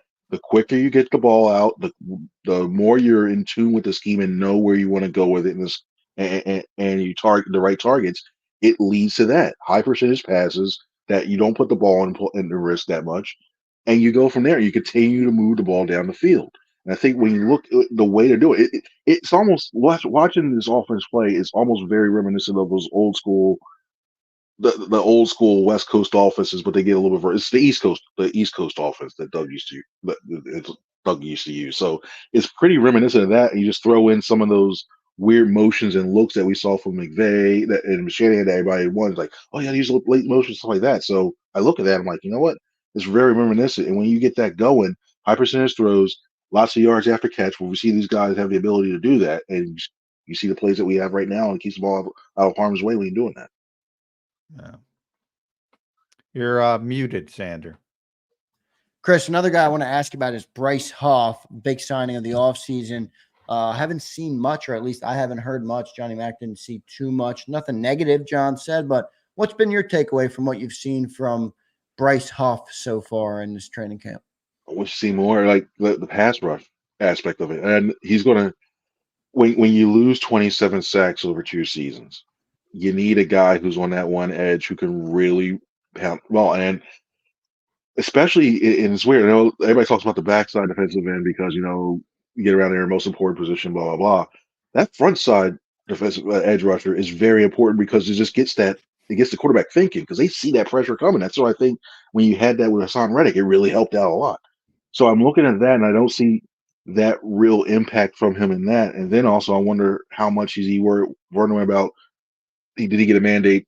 Hey, you got to play the run a lot better than what you did beforehand. So he's thinking about that, and also the fact that he's new, he's getting used to that. So he's got a lot going on in terms of what he's trying to do and try to make an early impact. We haven't seen it as of yet, and you kind of hoping like he's trying to get used to everything and get better. Because if not, you start to see more Nolan Smith, and then you got questions about that. Like the edge rusher part for me is the area where I think that's where there's a lot of question marks in terms of like guys who can consistently do it over time, especially that left side. So you gotta hope that he does it, and if not, you got a lot of questions. You got a lot of problems potentially have.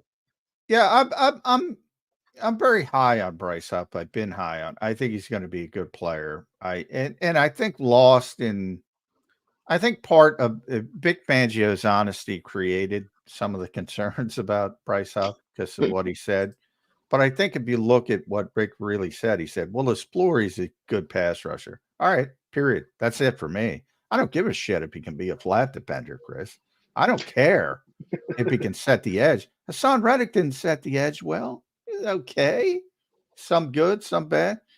Hassan terrible in coverage, but he could get to the quarterback.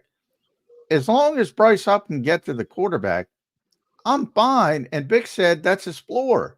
All right, if that's his floor, let's go. I'm good with it. And the thing is, like, I think with Hassan, I think people were okay with it because he was getting so many sacks with in terms of like setting the edge and that part of his game is like, all right, you got one of the better pass. All right, roll over it.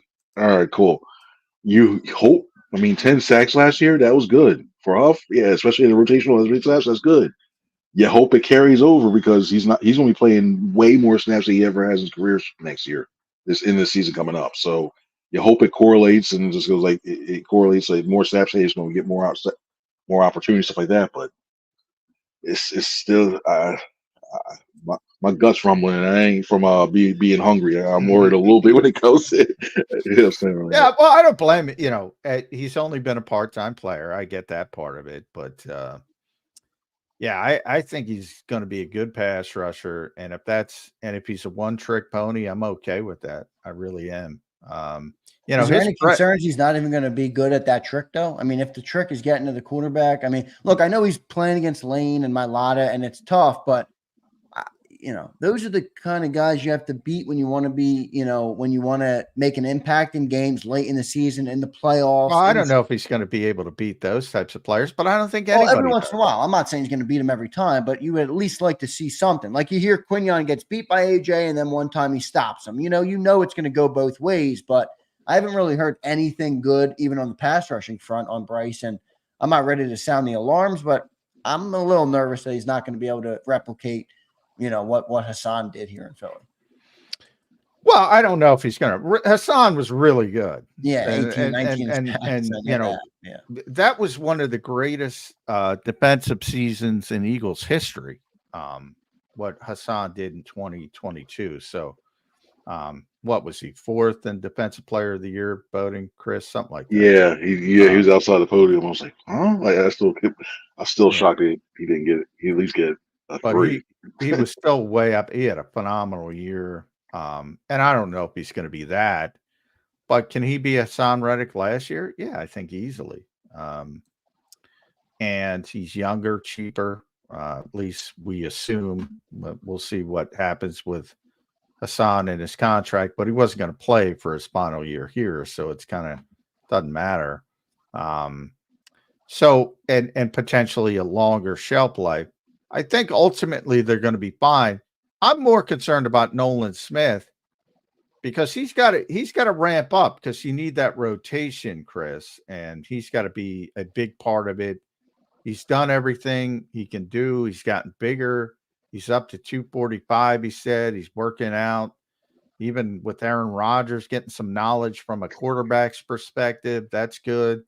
He got the shoulder. I think that's the biggest thing. He got it fixed.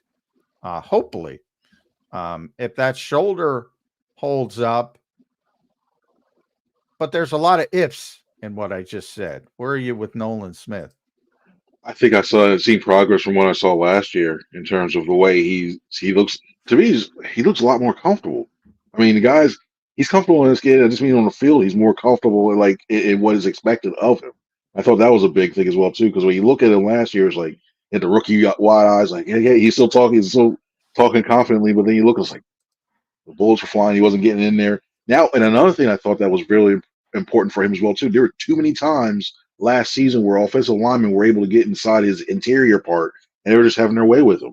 And I think he's finally, and I asked him about, like, what are you doing about, like, training with your hands, because I was curious about that. And you see that he's worked with that. There's some Muay Thai, there's some jiu-jitsu on that to try to help combat some of those moves that the offensive lineman does to try to get inside of them. And so if he's able to continually utilize that and use it to his advantage, and not let those tackles get inside of him, yeah, I think he can still get you some sacks from there.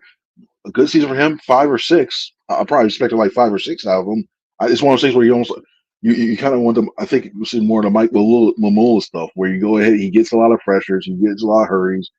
Impacts the thing. I like what I've seen out of camp. And it was a couple times he's been playing the left and right side. I've seen him get around a couple of tackles a few times, and it's affected that. Did he get the sack? No, but he was able to force the quarterback to get out of the pocket and run away from that as well too. So I look at that and I feel more encouraged from where he was right now. I've seen progress enough to make you feel like, all right, you may have something here.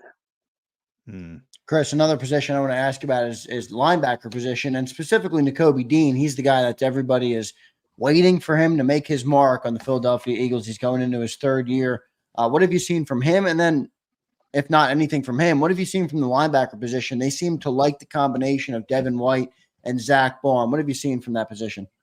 Well, I look at Nakobe Dean, and I look at the one thing I learned from him I didn't see as well, and they didn't use it as much last year, but I saw he's a very good blitzer, like a very good blitzer. The fact, like, why I know Vic doesn't like to do it. He uses it when he needs it, but to the point, like, you have a weapon right here. You can use that in the A gaps or B gaps. Why not use it a little bit more when you need to bring some extra guys? But I look at the way his coverage is all right. I think they're working away. He's working his way back into the conversation again, especially with using Baun. I know Dean was working his way back from his injury from last year. He was doing that, and so he used Baun just to do that and get the extra snaps.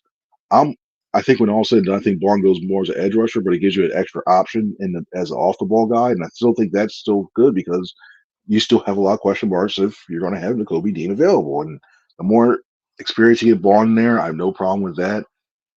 I wouldn't be, like I said, I wouldn't be surprised if it's Dean and White to start, and then you mix Baun in a little bit, or something. Unfortunately, you hope he doesn't get hurt. He goes there, but I like that one too. I think he settling down in coverage a little bit. He looks a little bit okay on there still. I think he's still working some of that handoff stuff underneath, but overall, I think he's going to be the starter when we start week 1. Yeah, I agree with you. I think when we hit week 1, it's going to be Devin and Nakobe. And I think Zach's going to fit into the Van Ginkel role and play both off ball in the edge and be that flat defender because Julian Okwara can't do it. We know that. So I don't know. Big obviously wants to use that position. I think maybe that's where Zach Baun fits, but we'll see how it shakes out. Offensively, wide receiver 3. Should the Eagles give Britton Covey a legitimate shot? Because he keeps generating separation, Chris. More than those other guys. I look at him like I'm shocked in terms of how effective he's been in that role. And to me, I still look at John Ross. I know it's going with it. I still like John Ross as a potential candidate. I really do. In fact, well, they seem to like him. Yeah. Well, the guy's unbelievable when it comes to, he ran a 4.22 for. He could be in the Olympics right now. Yeah, I like to see him in the 100. That'd be fun to watch on the air. Yeah. But unfortunately, Devin Allen didn't make it this year. Yeah, that shocked me. Well, torn ACL. That might have something to do with that. Yeah, that might do it. But the thing with me is, even though I like John Ross a lot, I still think of Giants John Ross. I still think of Cincinnati's John Ross, where he's doing really well right now. But when the game starts, will he make a significant impact? And that's why I'm like, is he doing good right now, but it may pay for later on. Britton has found a good way. He finds those soft spots in the zone, sits down, and he does a good job. And we know his ability to run because we see him as a punt returner, and he gets those yards after the catch. So I think he deserves a legit look on there. And I want to see him in eventually, especially those joint practice with the Patriots, or say a preseason game where they actually get the starters out. Maybe for a series or what have you. I want to see him in there just to see if he can do it.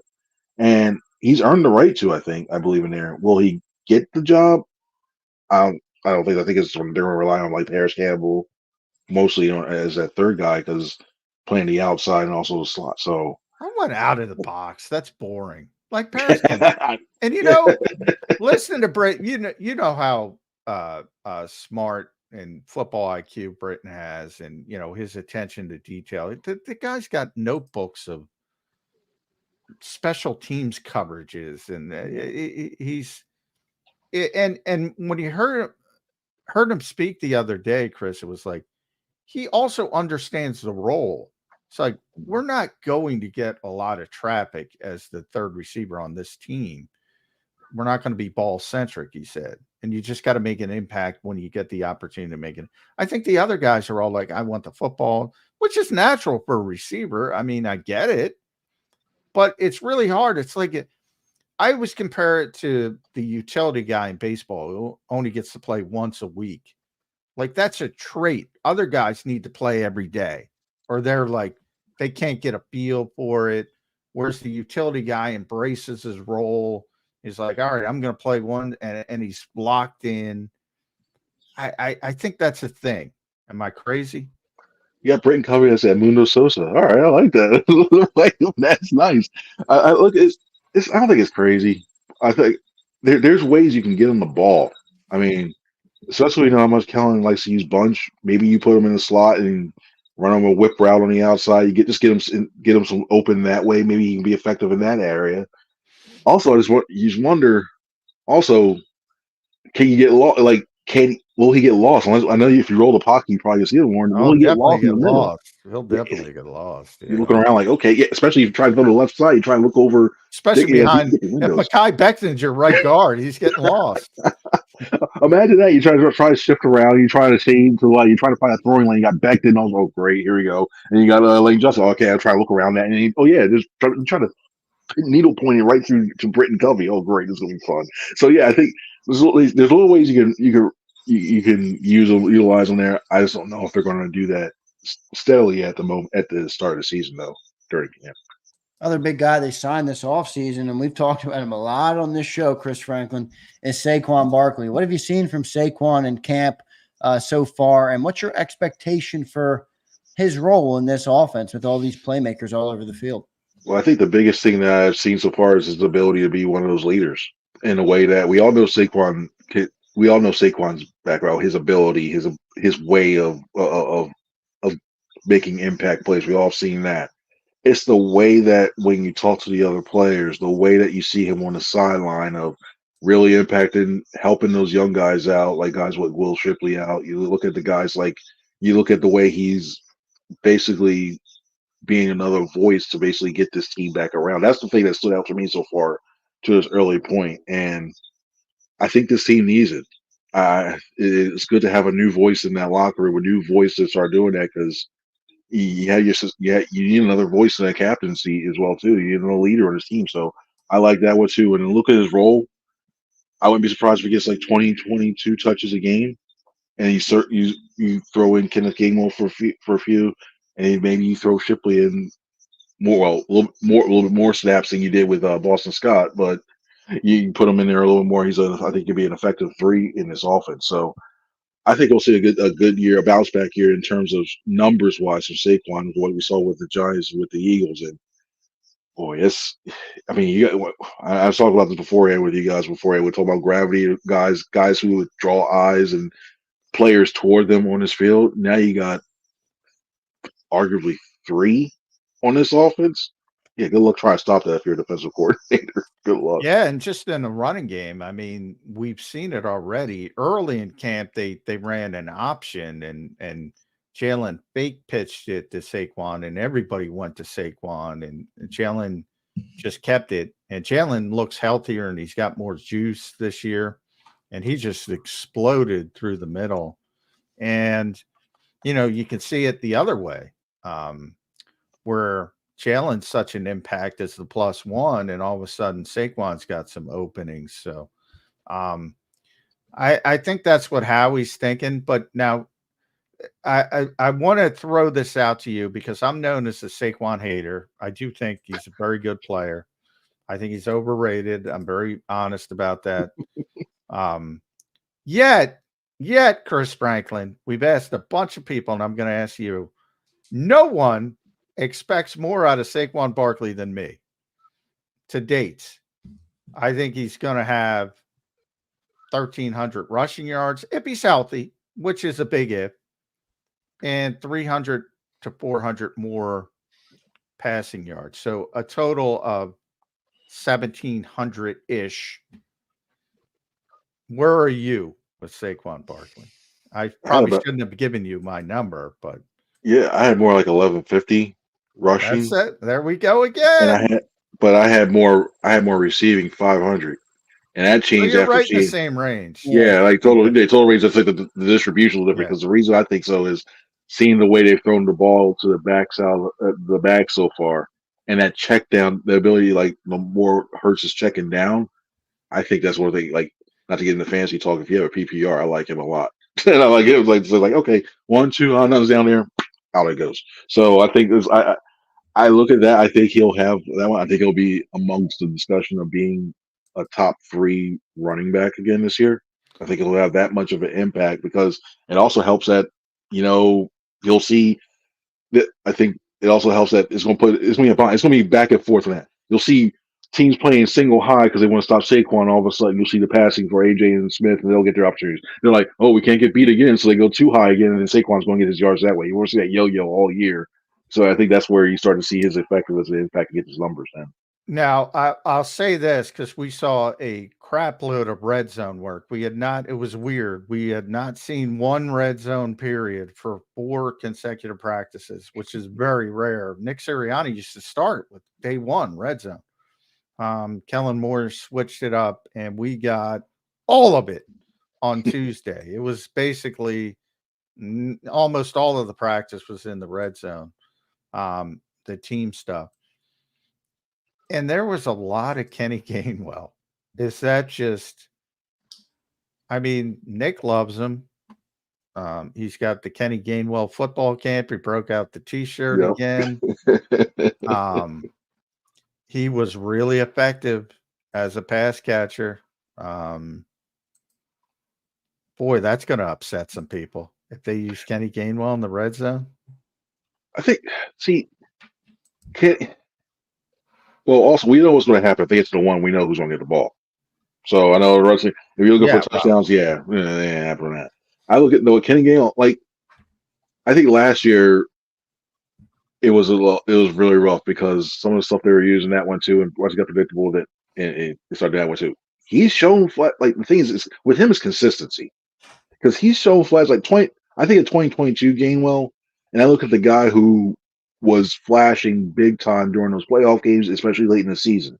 I see that, and I think when you look at the way that he can be using this, he's not getting. Trust me, I'm saying is that he's not getting 800, 900 yards. So no, but I think he's a guy who can be really effective, and I think he's surprisingly effective between the tackles more than he is like an outside guy who just trying to do sweeps and everything else or screens or that way, like quick jet screens all that way. I think he's pretty effective between the tackles. He's not going to push the pile, but he's a guy who can find a way, slither through a hole, and get there and north south, and you're good. So I see that effectiveness in him running his own thing. So to the point where I think we'll see more 2022 Gainwell as opposed to the guy who was they try to throw a swing pass out to him. There's nothing really there when they already did throw it, and he gets stopped that way too. Or they try to run an outside zone try to stretch play, and you're looking like, okay, he's running, gain of 2 yards. And so I think they're very the looks, and I think he'll do all right. I think he'll be all right. Like this is a better, to me, this running back core I think is going to look more reminiscent. You'll see them better utilized this season, I think, as opposed to last. Good stuff, Chris Franklin. One last question for me. I want to go to our guys in the chat. We got a super chat. For the sake of the question, do a rapid fire because you kind of already hit part of it. But biggest takeaway from camp, and then the end there, he meant biggest disappointment. So if you had to go biggest takeaway, I guess on a positive side, and then biggest disappointment from camp so far. Thank you, D-Love, for the super chat. Biggest surprise takeaway from that one, the focus on conditioning. My goodness, the fact you've seen so many big offensive linemen running back and forth, more than I think some of the receivers. I'm just like, what the heck? Are they going to still be around the 300-pound mark by the time they're done camp with days like today? Like, what's going on with this? Like, okay, yeah. I mean, I think that one too. When it comes to biggest disappointment, I hate to go back to I hate to go back to it, but Bryce Huff, Yeah, that's my Vic's guy. got everybody. Vic's got everybody worried about Bryce Huff.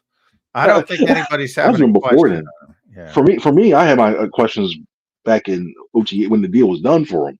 I know you wouldn't have Hassan we'd be talking about right now. We'd be talking about Hassan 24/7, blah blah. He'd eventually have to come back because he kind of wants to get paid. So I'm like, all right, cool, deal with that. But yeah. To your conditioning point, it's fun to watch Devontae run him. He's like the Energizer Bunny, having the time of his life, and the offensive linemen are just even and it's. You see him plod the hands on the hips of everything. Yeah. Oh, okay, one more. All right. I'm surprised they're not running out fourth quarter when they're running back. Like we can do that, like it's all high school and stuff like that. And you know what? It's like everybody's probably pissed at Jalen Carter and Jordan Davis because it's all about those two guys. Because those two guys. They gotta play, and they gotta play a lot, and they gotta play well. And they didn't play a lot in Georgia, so they weren't used to it. So and I'll say this quickly too. I still stand by this. The most important person on that defense is Jordan Davis this year, just because everything builds a collapse. It keeps the linebackers off, and it helps those edges too. To me, he's the most important person on that defense this year. Love that take by Chris Franklin there. Good stuff, Chris. Thanks for joining the show, man. We appreciate it. Good job. You heading down there tonight for the open practice? Yep. Can't wait. I can't wait. I love that to see that. So if y'all see you're you going to see me hobble around because I tripped over a tripod, so I'm limping. Now, are you day to day, week to week? We got to put you on the pup list. I think it's pup list. I'm fighting through it because I got Nick's dog mentality, but I like it. Yes, he's a gamer. See that gets you up in the draft, man, my friend. You're a gamer. You keep going through that way. I'm Nate Gary. I don't have a lot of skill, but I'm going to play through it. I'm Nate Gary. Sorry. Oh, no, I don't mean that, man. Hey, welcome to Philly, Nick. Well, yeah, be a good man. Nah, I keep saying, if you need an assist, let me know. I'll help you out. All right, thanks, buddy. At C Franklin News. Make sure you follow Chris on X. Read him at nj.com. We'll be reading and following all your work tonight. Thank you, Chris. Appreciate it, man. No problem. Thank you, guys. Have a good one. There's Chris Franklin joining us on Birds 365. Good stuff from Chris Franklin, who's been down there. I thought he had some good takeaways. John, a great end there with Jordan Davis, the most important part of this defense for Chris Franklin. I thought that was a great take there. What do you think of that, Jordan Davis being the most important guy on this defense? Yeah, I would lean towards Jalen because I think Jalen's going to be a superstar, and that's going to have more of an impact. But I mean, and Chris understands Jordan Davis's role, which we talk about on this show a lot, keeping bodies off the linebackers because the linebackers are a little bit weaker on paper. So he's got a very important role. And Vic has said it pretty consistently. Those are the two guys that's they're building the foundation of this defense on Jalen Carter and Jordan Davis. So it's 1 and 1A either way. But I think Jalen Carter's going to be a superstar. And I think Jordan Davis is going to be more. I've always said, what you want is with Jordan Davis is Haloti Nada in his prime. That type of player. So depends what you're looking for. The splash, and most people like the splash more than and it's a lot of it's on conditioning. Work. Yeah, true. And there's much been made of the conditioning, so we're going to see how that looks. I think you're never going to be able to tell fully in camp. Obviously, you're not getting to the 40-50 play range like you'll get into a game. So it'll be interesting to see how Jordan Davis handles the role this year. I think he's going to have a big year. It's kind of a contract year for him. Not really, John, but this is the time Eagles like to get it done, would be after that third year like they just did. Yeah, definitely. Yeah, I mean, definitely they will look to extend him. If he's going to want to have a big year. I think that's on his mind as well. And I'm sure he's a guy that's going to get some big money. So we'll see how he does this year. But interesting to see, what type of money do you think Jordan Davis would get? Would it be in that top defensive tackle range? No, he's not going to get paid like the it's tougher to quantify because of the position he plays. But he will, you've seen some more nose tackle types get paid. Those guys get paid. So it won't be the pass rusher level, but NFL people are smart. They pay defensive tackles, effective defensive tackles. So he will, if he has a big season, he will get a very, very big contract. Good to see. Can't wait to see how he plays this year. A lot depending on him and Jalen Carter in that middle. So we'll see what they're doing. Cornell James checks in. Zander, this season is going to be big for this show. Cornell, I agree completely, brother. I'm looking to have the biggest year ever on Birds 365 going into season number 4, covering the team. My first season in the chair. So I can't thank all you guys enough, because me and John can be here and make 2 hours of content, but we could also talk into a void, and we don't. We talk to you guys. You guys are our loyal listeners. So every time you like, share, subscribe, tell a friend, that's what helps us grow, and we can't thank you guys enough.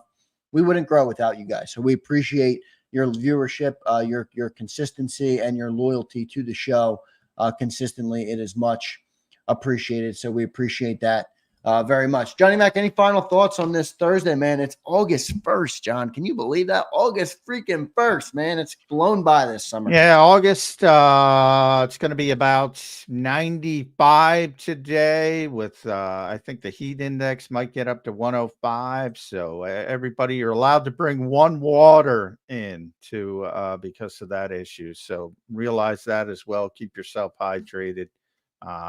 Yeah, it's going to be a hot one tonight. Hopefully the sun goes down pretty quickly. But yeah, it's been pretty hot here around here through 7, 8 p.m. So practice is what, 6:30 it starts, right? 6:30, 6:30. Who knows? They might even kick it back the opposite just to get it a little bit cooler. I doubt it, but so 6:30 open practice. Yeah, it's the only one. So enjoy it.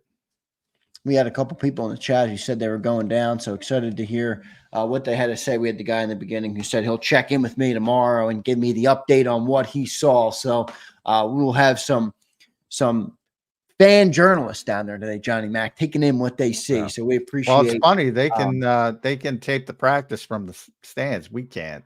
So it's one of those things that drives me insane. It's the NFL's insane with this stuff.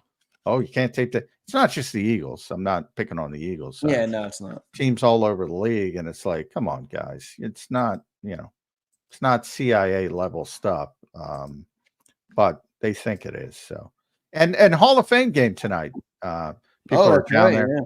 And I know Michael Clay said earlier, and I know we got to go, but he said, especially the special teams guys, nobody's playing. Texans aren't playing anybody. Bears aren't playing anybody. CJ Stroud, you're not going to see him. Certainly, real quick. Does that bother you at all? Like I get it, but Caleb Williams, he's never played a down in the NFL. You're not going to give him a series. Nope, nope, not even close.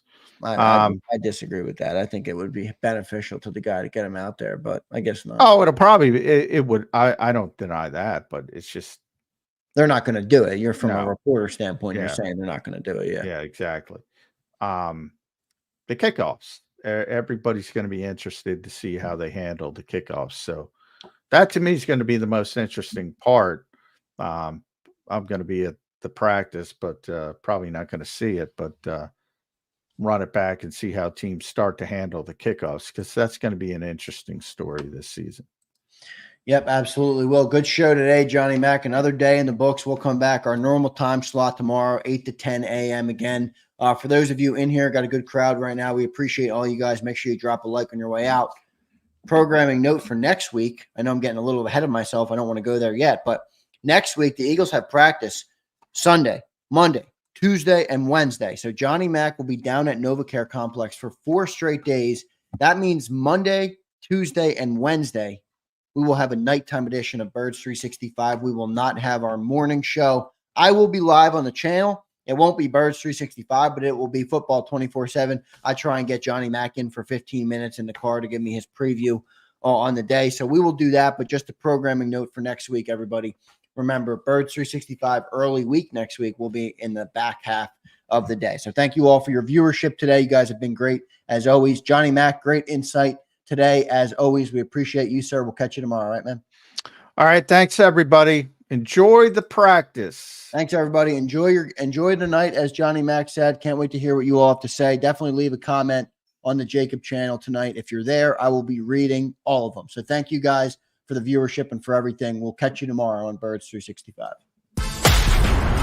You've been listening to Birds 365, the destination for the passionate Eagles football fan who bleeds green.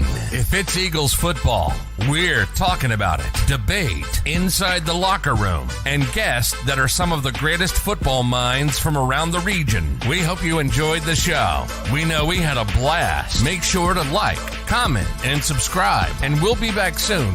But in the meantime, hook up with us on social media at JAKIB Sports. See you next time on Birds 365.